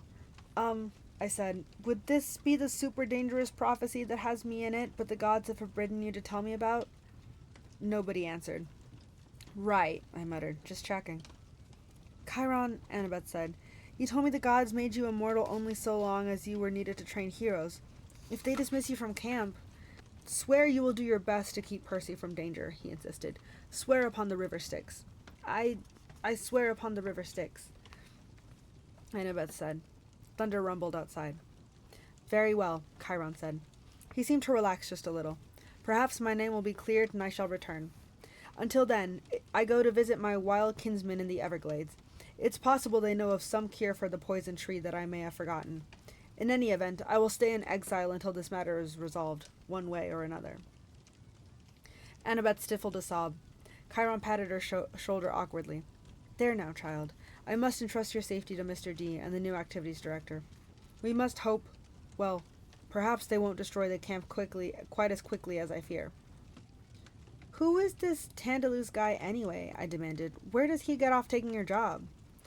A conch horn blew across the valley. I hadn't realized how late it was. It was time for the campers to assemble for dinner. "Go," Chiron said. "You will meet him at the pavilion. I will contact your mother, Percy, and let her know you're safe. No doubt she's worried by now. Just remember my warning. You are in grave danger. Do not think for a moment that the Titan Lord has forgiven you." With that, he clopped out of the apartment and down the hall, Tyson calling after him, "Pony, don't go!" I'd realized I'd forgotten to tell Chiron about my dream of Grover. Now it was too late. The best teacher I'd ever had was gone. Maybe for good. Tyson started bawling almost as bad as Annabeth. I tried to tell him that things would be okay, but I didn't believe it. The sun was setting behind the dining pavilion as the campers came up from their cabins. We stood in the shadow of a marble column and watched them file in. Annabeth was still pretty shaken up, but she'd promised she'd talk to us later. Then she went off to join her siblings from the Athena cabin, a dozen boys and girls with blonde hair and gray eyes like hers. Annabeth wasn't the oldest, but she'd been at camp more summers than just about anybody. You could tell that by looking at her camp necklace, one bead for each summer, and Annabeth had 6. No one questioned her right to lead the line. Next came Clarice, leading the Ares cabin. She had one arm in a sling and a nasty-looking gash on her cheek, but otherwise her encounter with the bronze bulls didn't seem to have fazed her. Someone had taped a piece of paper to her back that said, "You moo, girl," but no one in her cabin was bothering to tell her about it. After the Ares kid came the Hephaestus cabin. 6 guys led by Charlie Beckendorf, a big 15-year-old African-American kid. He had hands the size of catcher's mitts and a face that was hard and squinty from looking into a blacksmith's forge all day. He was nice enough once you got to know him, but no one ever called him Charlie or Chuck or Charles. Most just called him Beckendorf. Rumor was he could make anything. Give him a chunk of metal, and he could create a razor-sharp sword, or a robotic warrior, or a singing bird bath for your grandmother's garden. Whatever you wanted. The other cabins filed in. Demeter, Apollo, Aphrodite, Dionysus. Naiads came up from the canoe lake. Dryads melted out of the trees. From the meadow came a dozen satyrs, who reminded me painfully of Grover.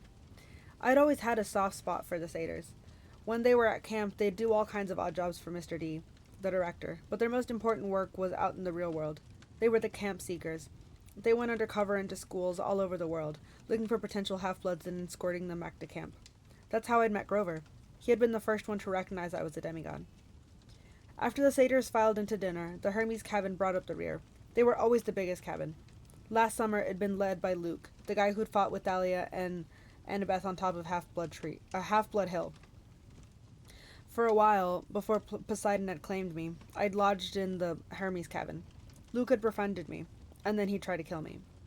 Now the Hermes cabin was led by Travis and Connor Stoll. They weren't twins, but they looked so much alike it didn't matter. I could never remember which one was older. They were both tall and skinny, with mops of brown hair that hung in their eyes. They wore orange Camp Half-Blood t-shirts untucked over baggy shorts, and they had those elfish features all Hermes kid had. Upturned eyebrows, sarcastic smiles, and a gleam in their eyes whenever they looked at you, like they were about to drop a firecracker down your shirt. I always thought it was funny that the god of thieves would have kids with the last name Stoll, but the only time I mentioned it to Travis and Connor, they stared at me blankly like they didn't get the joke. As soon as the last campers had filed in, I led Tyson into the middle of the pavilion. Conversations faltered. Heads turned. "Who invited that?" somebody at the Apollo table murmured. I glared in their direction, but I couldn't figure out who'd spoken. From the head table a familiar voice drawled, "Well, well, if it isn't Peter Johnson, my millennium is complete." I gritted my teeth. "Percy Jackson, sir." Mr. D sipped his Diet Coke. "Yes, well, as you young people say these days, whatever." He was wearing his usual leopard-patterned Hawaiian shirt, walking shorts, and tennis shoes with black socks. With his pudgy belly and his blotchy red face, he looked like a Las Vegas tourist who stayed up too late in the casino. Behind him, a nervous-looking satyr was peeling the skins off grapes and handing them to Mr. D one at a time. Mr. D's real name was Dionysus, the god of wine. Zeus appointed him director of Camp Half-Blood to dry out for 100 years. A punishment for chasing some off-limit wood nymph. Next to him, where Chiron usually sat, or stood in centaur form, was someone I'd never seen before. A pale, horrible, thin man with a threadbare orange prisoner jumpsuit. The number over his pocket read 0001. He had blue shadows under his eyes, dirty fingernails, and badly cut gray hair, like his last haircut had been done with a weed whacker. He stared at me. His eyes made me nervous. He looked fractured, angry and frustrated and hungry all at the same time. "This boy," Dionysus told him. "You need to watch. Poseidon's child, you know." "Ah," the prisoner said. "That one." His tone made it obvious that he and Dionysus had already discussed me at length. "I am Tantalus," the prisoner said, smiling coldly. "On special assignment here until my lord Dionysus decides otherwise. And you, Perseus Jackson, I do expect you to refrain from causing any more trouble." "Trouble?" I demanded. Dionysus snapped his fingers. A newspaper appeared on the table, the front page of today's New York Post. There was my yearbook picture from Merriweather Prep. It was hard to make me out of the headline, but I had a pretty good guess what it said. Something like 13-year-old lunatic torches gymnasium. "Yes, trouble," Tantalus said with satisfaction. "You caused plenty of it last summer, I understand." I was too mad to speak, like it was my fault the gods had almost gotten into a civil war. A satyr inched forward nervously and set a place of barbecue in front of Tantalus. The new activities director licked his lips. He looked at his empty goblet and said, "Root beer. Barks Special Stock, 1967. The glass filled itself with foamy soda. Tantalus stretched out his arm hesitantly, as if he were afraid the goblet was hot.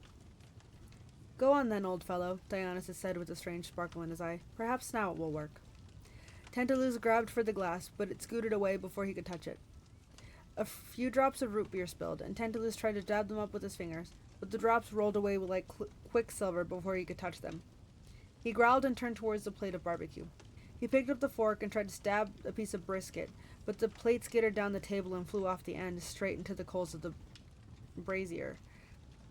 "Blast!" Tantalus muttered. "Ah, well," Dionysus said, his voice dripping with false sympathy. "Perhaps a few more days. Believe me, old chap, working at this camp will be torture enough. I'm sure your old curse will fade eventually."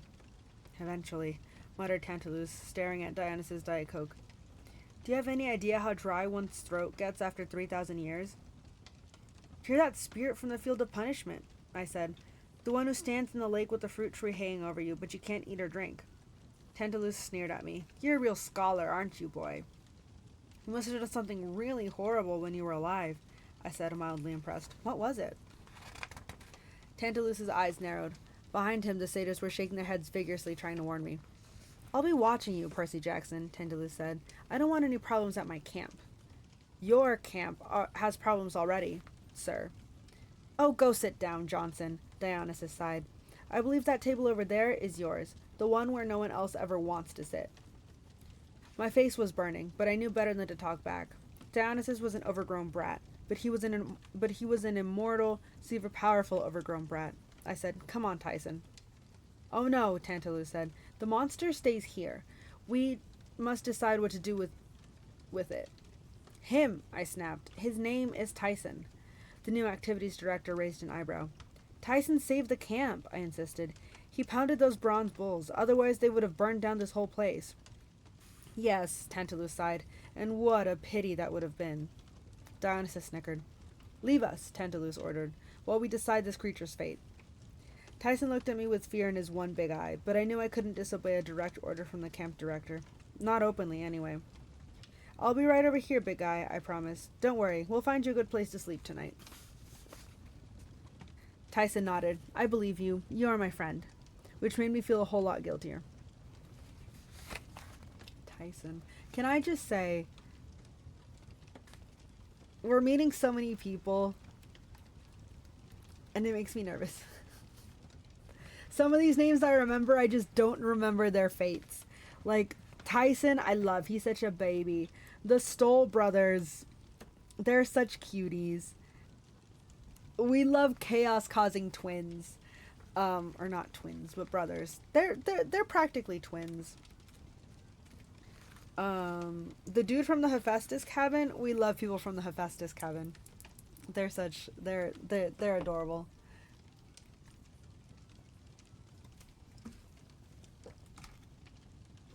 But we're getting a whole new cast. I'm so excited. I know, Koala. Poor Tyson.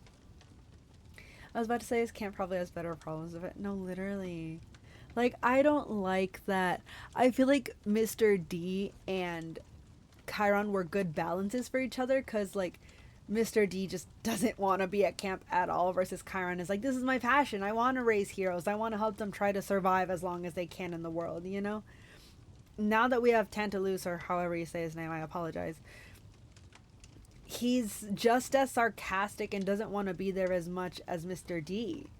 So, like, they probably don't really care what these campers want. They don't really care about the harm that comes to Camp Half-Blood. So, I'm not really excited to see both of them kind of, like, tear down Percy Jackson, first of all. Percy already, like, has to deal with bullies at school, and now it's, like, the two camp directors for his favorite place. It's like when you have a really good class, but then it's like that one classmate is there, and it's like, well, now that kind of ruins it. Or it's like you go to a camp and your favorite counselor isn't there anymore because, you know, they started going to college or whatever. Like, that's what it feels like to me for Percy. So it's like I feel so bad for him because Chiron is gone, and now it's just two people who are just adults and bullying him. This kid is what, 12, 13 still? Because he's in 7th grade, so like 13, 14 now? And he's getting bullied by adults in his safe place? I could not. Percy Jackson has so much patience.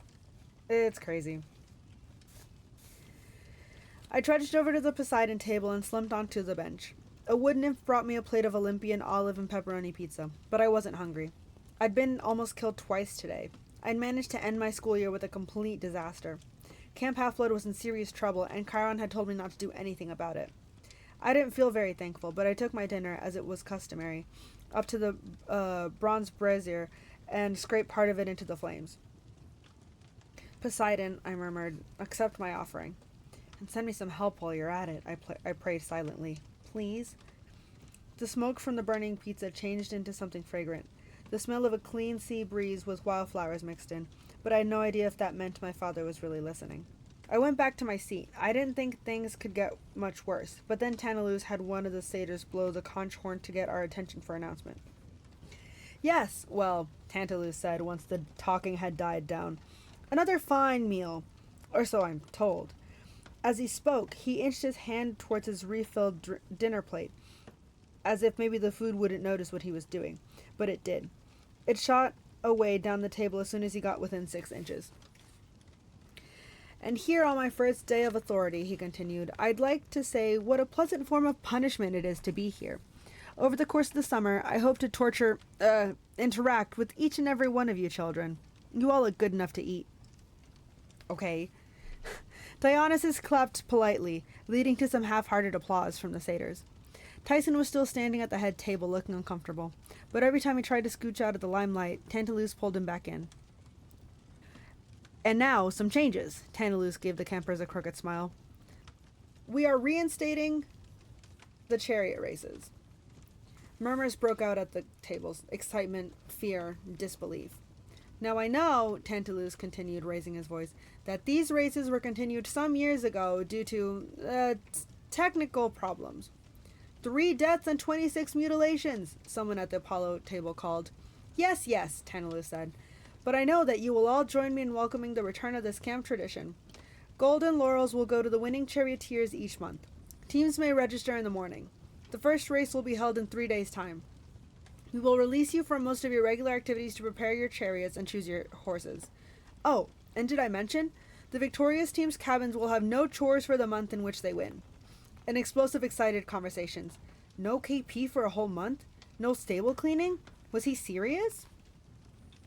But then the last person I expected to object did so. But sir, Clarice said.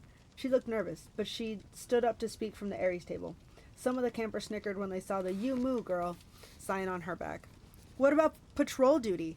I mean, if we drop everything to ready our chariots... Ah, the hero of the day, Tantalus exclaimed. Brave Clarice, who single-handedly bested the bronze bulls.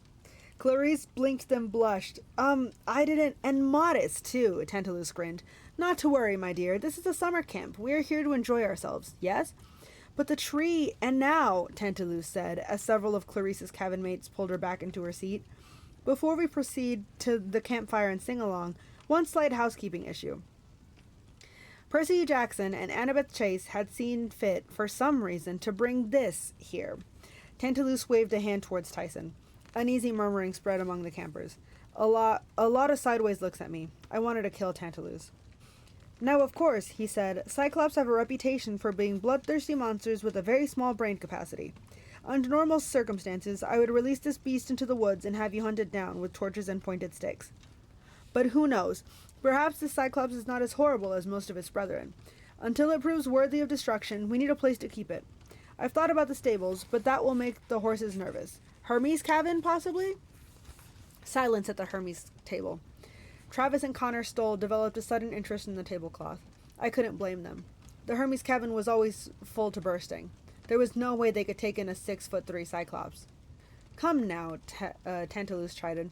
The monster may be able to do some menial chores.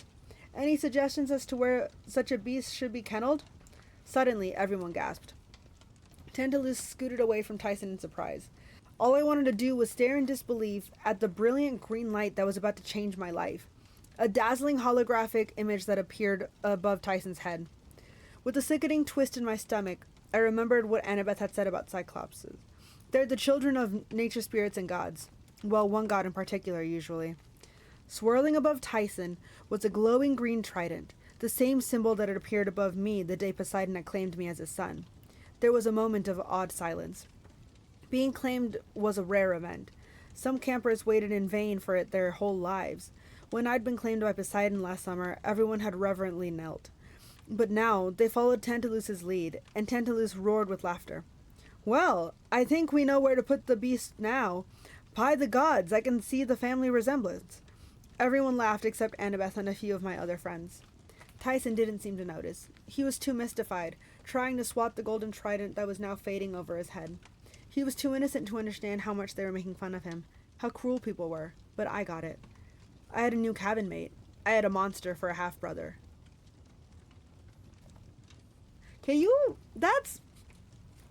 First of all, that's crazy that Tyson is a child of Poseidon. But second of all, again, crazy that adults are making fun of Tyson. Like, sure, he's a monster, but, like, he's still half god. Like, and, like, I don't blame the campers for laughing. Like, I feel like this is one of those things where it's like, if an adult laughs, the the like other people laugh, like it's one of those things, it's just a hierarchy of things. He really is just a baby, and I feel so bad for Tyson. Chapter 6. Demon Pigeons Attack. The next few days were torture, just like Tantalus wanted. First, there was Tyson moving into the Poseidon cabin, giggling to himself every 15 seconds and saying, "Percy's my brother?"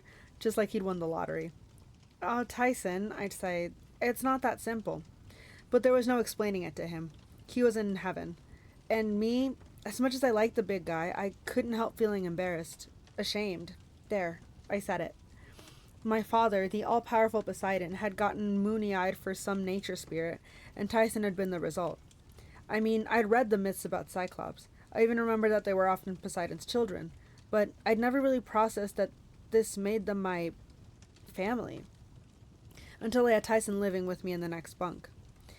And then there were the comments from the other campers. Suddenly I wasn't Percy Jackson, the cool guy who retrieved Zeus's lightning bolt last summer. Now I was Percy Jackson, the poor schmuck with the ugly monster as a brother. "He's not my real brother," I protested whenever Tyson wasn't around. "He's more like a half-brother, on the monstrous side of the family. Like a half-brother twice removed, or something." No one bought it. Poor Tyson. I admit it. I was angry at my dad. I felt like being his son was now a joke. Annabeth tried to make me feel better.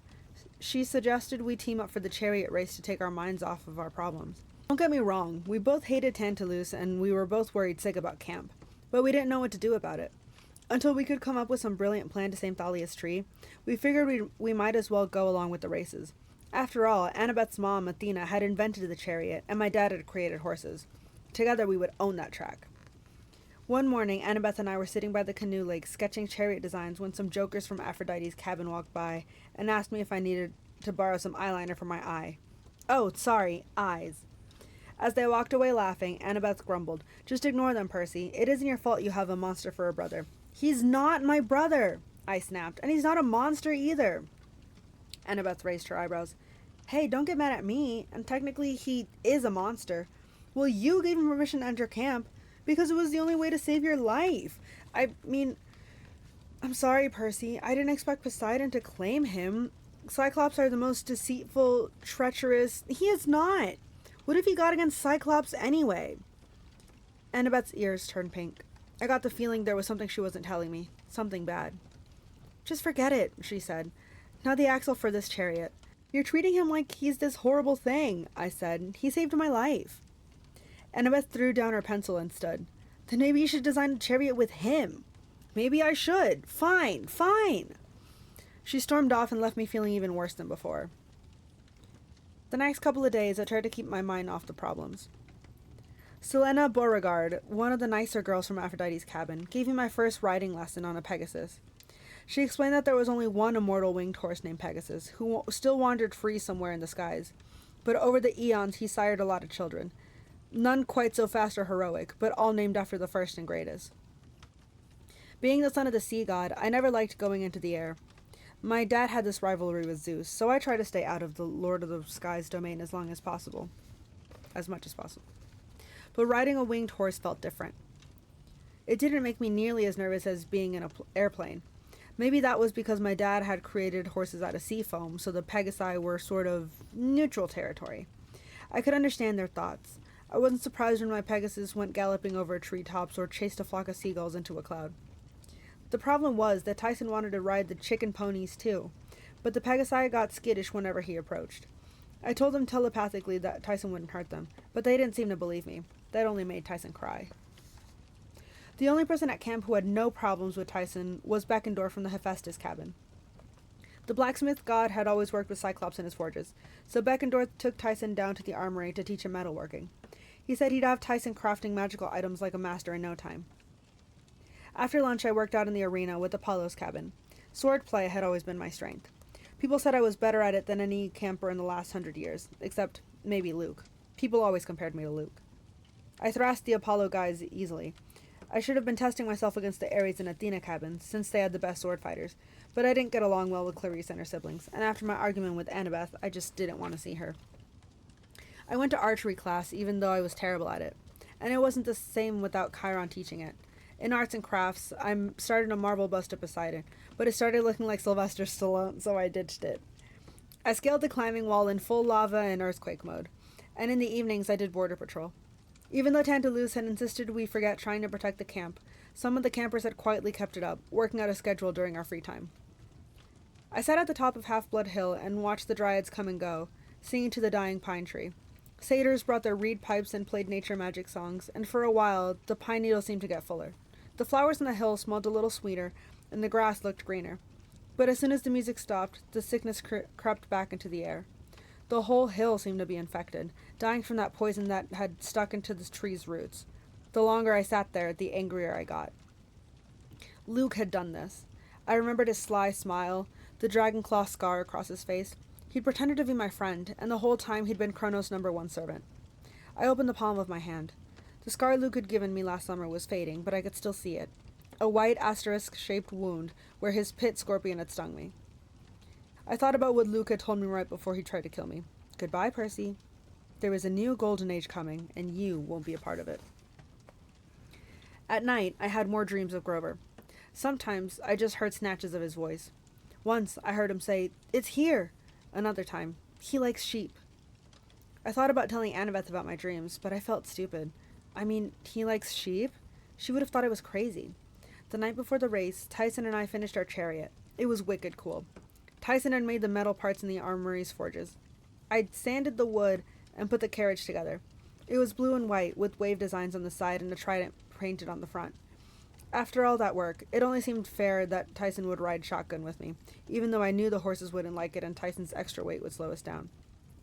As we were turning in for bed, Tyson said, "Are you mad?" I'd realized I'd been scowling. "Nah, I'm not mad." He lay down in his bunk and was quiet in the dark.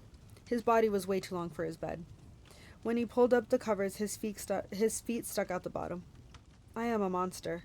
"Don't say that." "It is okay. I will be a good monster. Then you will not have to be mad." I didn't know what to say. I stared at the ceiling and felt like I was dying slowly, right along with Talia's tree. It's just, I'd never had a half-brother before. I tried to keep my voice from cracking. It's really different for me. And I'm worried about the camp. And another friend of mine, Grover, he might be in trouble. I keep feeling like I should be doing something to help, but I don't know what. Tyson said nothing. "I'm sorry," I told him. "It's not your fault. I'm mad at Poseidon. I feel like he's trying to embarrass me, like he's trying to compare us or something, and I don't understand why." I heard a deep rumbling sound. Tyson was snoring. I sighed. "Good night, big guy." And I closed my eyes too. In my dream, Grover was wearing a wedding dress. It didn't fit him very well. The gown was too long and the hem was caked with dried mud. The neckline kept falling off his shoulders. A tattered veil covered his face. He was standing in a dank cave, lit only by torches. There was a cot in one corner and an old-fashioned loom in the other, a length of white cloth half woven on the frame. And he was staring right at me, like I was a TV program he'd been waiting for. "Thank the gods!" he yelped. "Can you hear me?" My dream self was slow to respond. I was still looking around, taking in the stalactite ceiling, the stench of sheep and goats, the growling and grumbling and bleating sounds that seemed to echo from behind a refrigerator-sized boulder, which was blocking the room's only exit, as if there were a much larger cavern beyond it. "Percy," Grover said, "please, I don't have the strength to project any better. You have to hear me." "I hear you," I said. "Grover, what's going on?" From behind the boulder, a monstrous voice yelled, "Honey Pie, are you done yet?" Grover flinched. He called out in falsetto, "Not quite, dearest. A few more days." "Bah, hasn't it been 2 weeks yet?" No, dearest, just 5 days. That leaves 12 more to go." The monster was silent, trying to do the math. He'd been worse at arithmetic than I was, because he said, "All right, but hurry. I want to see under that veil." Grover turned back to me. "You have to help me. No time. I'm stuck in this cave on an island in the sea." "Where?" "I don't know exactly. I went to Florida and turned left." "What? How did you—" "It's a trap," Grover said. "It's the reason no satyr has ever returned from this quest. He's a shepherd, Percy, and he has it. Its nature magic is so powerful, it smells just like the great god Pan. Satyrs come here thinking they found Pan, and they get trapped and eaten by Polyphemus. Polly who? The Cyclops, Grover said, exasperated. I almost got away. I made it all the way to St. Augustine. But he followed you, I said, remembering my first dream, and trapped you in a bridal boutique. That's right, Grover said. My first empathy link must have worked then. Look, this bridal dress is the only thing keeping me alive. He thinks I smell good, but I told him it was just goat-scented perfume. Thank goodness he can't see very well. His eye is still half blind from the last time someone poked it out. But soon he'll realize what I am. He's only giving me 2 weeks to finish the bridal train, and he's getting impatient. Wait a minute, the Cyclops thinks you're— Yes! Grover wailed. He thinks I'm a lady's Cyclops and he wants to marry me. Under different circumstances, I might have busted out laughing, but Grover's voice was deadly serious. He was shaking with fear. I'll come rescue you, I promised. Where are you? The Sea of Monsters, of course. The Sea of— What? I told you, I don't know exactly where. And look, Percy, I'm really sorry about this, but this empathy link, well, I have no choice. Our emotions are connected now. If I die— Don't tell me. I'll die too? Oh, well, perhaps not. You might live for years in a vegetative state. But, it would be a lot better if you got me out of here. Honey pie, the monster bellowed. Dinner time. Yummy, yummy sheep meat. Grover whimpered. I have to go. Hurry. Wait, you said it was here. What? But Grover's voice was already growing fainter. Sweet dreams. Don't let me die. The dream faded and I woke with the start. It was early morning. Tyson was staring down at me, his one big brown eye full of concern. Are you okay? He asked. His voice sent a chill down my back, because he sounded almost exactly like the monster I'd heard in my dreams.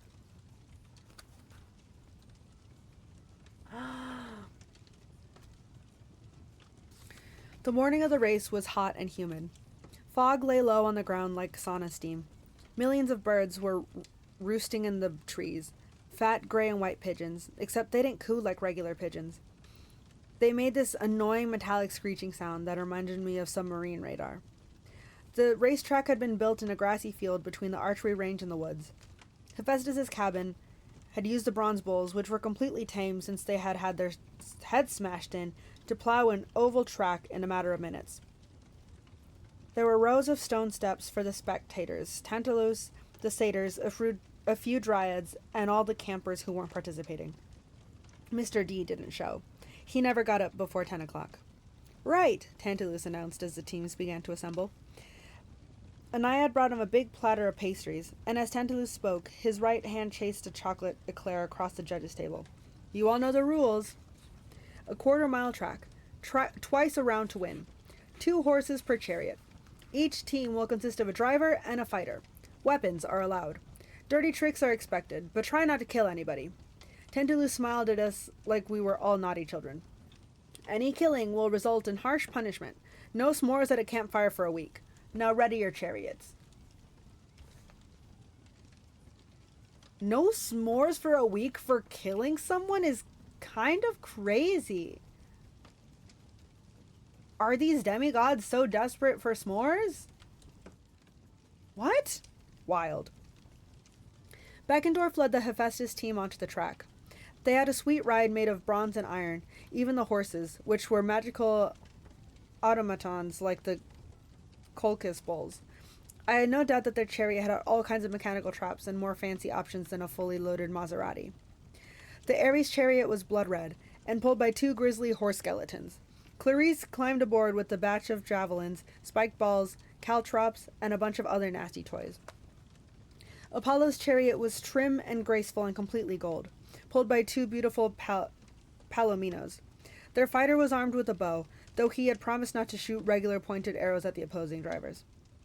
Hermes' chariot was green and kind of odd-looking, as if it hadn't been out of the garage in years.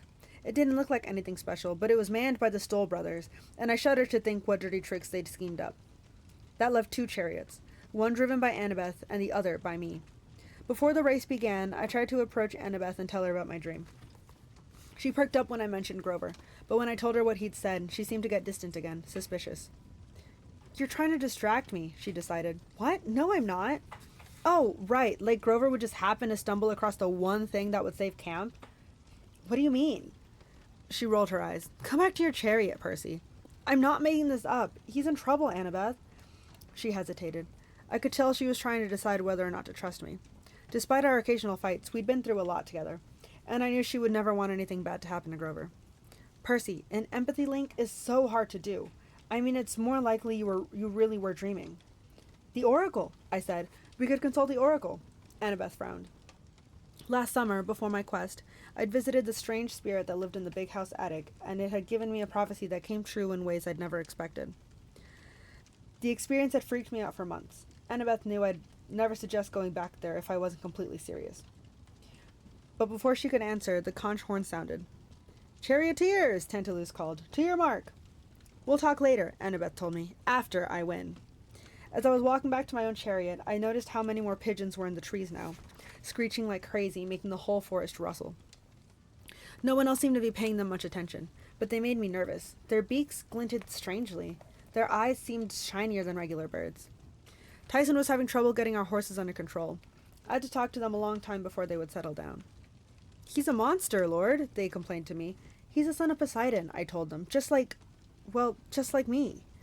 No, they insisted, monster, horse-eater, not trusted. I'll give you sugar cubes at the end of the race, I said. Sugar cubes? Very big sugar cubes. And apples. Did I mention the apples? Finally, they agreed to let me harness them. Now, if you've ever seen a Greek chariot, it's built for speed, not safety or comfort. It's basically a wooden basket, open at the back, mounted on an axle between two wheels. The driver stands up the whole time, and you can feel every bump in the road. The carriage is made of such light wood that if you wipe out making the hairpins turn at either end of the track, you'll probably tip over and crush both the chariot and yourself. It's an even better rush than skateboarding. I took the reins and maneuvered the chariot to the starting line. I gave Tyson a 10-foot pole and told him that his job was to push the other chariots out of the way if they got too close, and to deflect anything they might try to throw at us. No hitting ponies with a stick, he insisted. No, I agreed. Or people either, if you can help it. We're going to run a clean race. Just keep the distractions away and let me concentrate on driving. We will win, he beamed. We are so going to lose, I thought to myself. But I had to try. I wanted to show the others, well, I wasn't sure what, exactly. That Tyson wasn't a bad guy? That I wasn't ashamed of being seen with him in public? Maybe that they hadn't hurt me with all their jokes and name-calling? As the chariots lined up, more shiny-eyed pigeons gathered in the woods. They were screeching so loudly the campers in the stands were starting to take notice, glancing nervously at the trees, which shivered under the weight of the birds. Tantalus didn't look concerned, but he did have to speak up to be heard over the noise. Charioteers! He shouted. Attend your mark! He waved his hand, and the starting signal dropped. The chariots roared to life. Hooves thundered against the dirt. The crowd cheered. Almost immediately there was a loud, nasty crack. I looked back in time to see the Apollo chariot flip over. The Hermes cabin had rammed into it. Maybe by mistake. Maybe not. The riders were thrown free, but their panicked horses dragged the golden chariot diagonally across the track. The Hermes team, Travis and Connor Stoll, were laughing at their good luck, but not for long. The Apollo horses crashed into theirs, and the Hermes chariot flipped too, leaving a pile of broken wood and 4 rearing horses in the dust. 2 chariots down in the first 20 feet. I love this sport. I turned my attention back to the front. We were making good time, pulling ahead of Ares, but Annabeth's chariot was way ahead of us. She was already making her turn around the first post, her javelin man grinning and waving at us, shouting, See ya! The Hephaestus chariot was starting to gain on us too. Beckendorf pushed a button, and a panel slid open on the side of his chariot. Sorry, Percy, he yelled. 3 sets of balls and chains shot straight towards our wheels.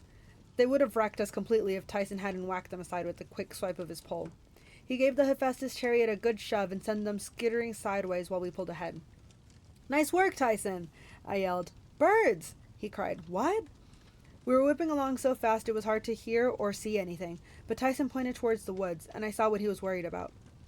The pigeons had risen from the trees. They were spiraling like a huge tornado, heading towards the track. No big deal, I told myself. They're just pigeons. I tried to concentrate on the race. We made our first turn, the wheels cracking under us. The chariot threatening to tip, but we were now only 10 feet behind Annabeth. If I could just get a little closer. Tyson could use his pole. Annabeth's fighter wasn't smiling now. He pulled a javelin from his collection and took aim at me. He was about to throw when we heard the screaming. The pigeons were swarming. Thousands of them dive-bombing the spectators in the stands, attacking the other chariots. Beckendorf was mobbed. His fighter tried to bat the birds away, but he couldn't see anything. The chariot veered off course and plowed through the strawberry fields, the mechanical horses steaming. In the Ares chariot, Clarice barked an order to her fighter, who quickly threw a screen of camouflage netting over their basket. The birds swarmed around it, pecking and clawing at the fighter's hand as he tried to hold up the net, but Clarice gritted her teeth and just kept driving. Her skeletal horses seemed immune to the distraction. The pigeons pecked uselessly at their empty eye sockets and flew through their rib cages, but the stallions kept right on running.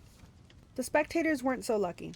The birds were slashing any bit of exposed flesh, driving everyone into a panic. Now that the birds were closer, it was clear they weren't normal pigeons. Their eyes were beady and evil-looking. Their beaks were made of bronze, and judging by the yelps of the campers, they must have been razor-sharp. "Stymphalian birds!" Annabeth yelled.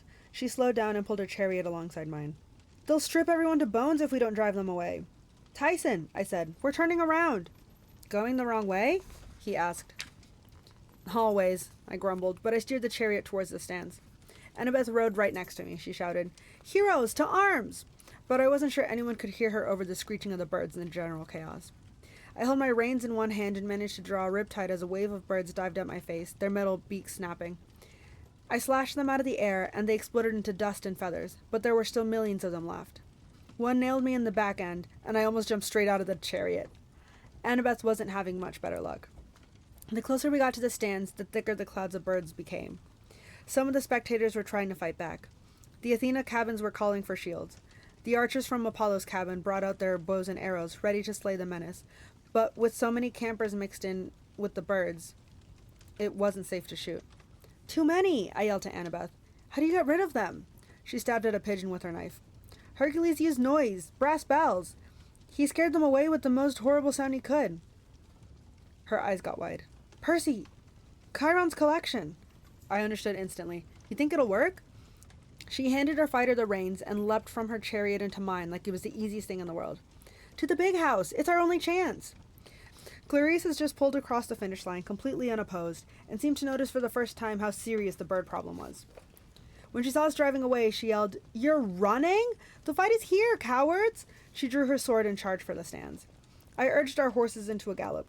The chariot rumbled through the strawberry fields, across this volleyball pit, and lurched to a halt in front of the big house. Annabeth and I ran inside, tearing down the hallway to Chiron's apartment. His boombox was still on his nightstand. So were his favorite CDs. I grabbed the most repulsive one I could find. Annabeth snatched the boombox, and together we ran back outside. Down at the track, the chariots were in flames. Wounded campers ran in every direction, with birds shredding their clothes and pulling out their hair, while Tantalus chased breakfast pastries around the stand, every once in a while yelling, "Everything's under control, no need to worry." We pulled up to the finish line. Annabeth got the boombox ready. I prayed the batteries weren't dead. I pressed play and started up Chiron's favorite, the all-time greatest hits of Dean Martin. Suddenly the air was filled with violins and a bunch of guys moaning in Italian. The demon pigeons went nuts. They started flying in circles, running into each other like they wanted to bash their own brains out. Then they abandoned the track altogether and flew skywards in a huge dark wave. "Now!" shouted Annabeth. "Archers!" With clear targets, Apollo's archers had flawless aim. Most of them could knock 5 or 6 arrows at once. Within minutes, the ground was littered with dead bronze-beaked pigeons, and the survivors were a distant trail of smoke on the horizon. The camp was saved, but the wreckage wasn't pretty. Most of the chariots had been completely destroyed. Almost everyone was wounded, bleeding from multiple bird pecks. The kids from Aphrodite's cabin were screaming because their hairdos had been ruined and their clothes pooped on. "Bravo!" Tantalus said, but he wasn't looking at me or Annabeth. "We have our first winner!" He walked to the finish line and awarded the golden laurels for the race to a stunned-looking Clarice. Then he turned and smiled at me. "And now to punish the troublemakers who disrupted the race."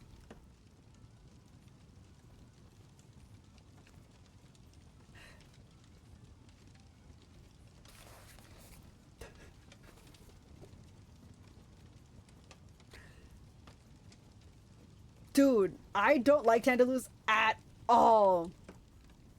This is the second time he's like, I don't like him. What is his deal with Clarice? Why does he like to be like, "You did a great job, Clarice"? One, he's stroking her ego. Second of all, like, ugh.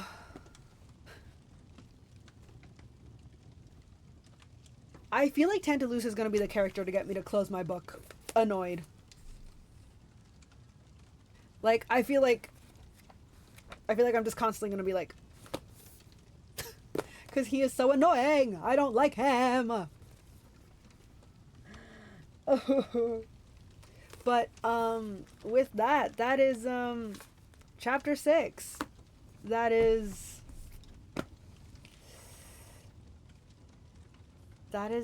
it for today's book club. Thank you guys for joining. This is crazy. That's a crazy part to stop on. Him just being like, "Good job, Clarice. Great job. You did so good." Percy and Annabeth, how dare you ruin this event for people? Like,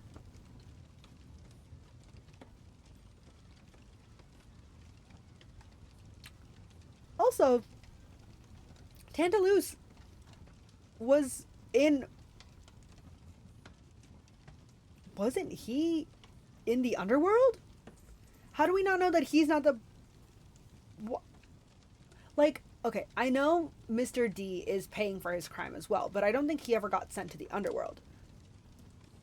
They literally put some dude who was in the underworld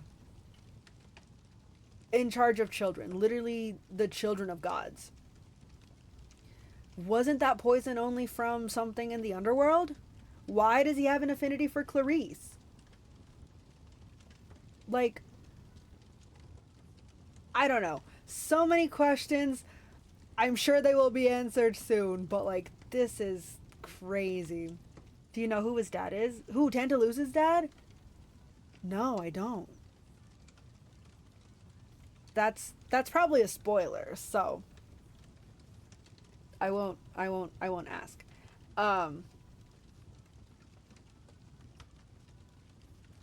But yeah, we will be finding out, I'm sure. Yeah, that's crazy. This is kind of a crazy area to stop on. But I'm excited to keep reading next week. So, yay! Thank you guys for joining.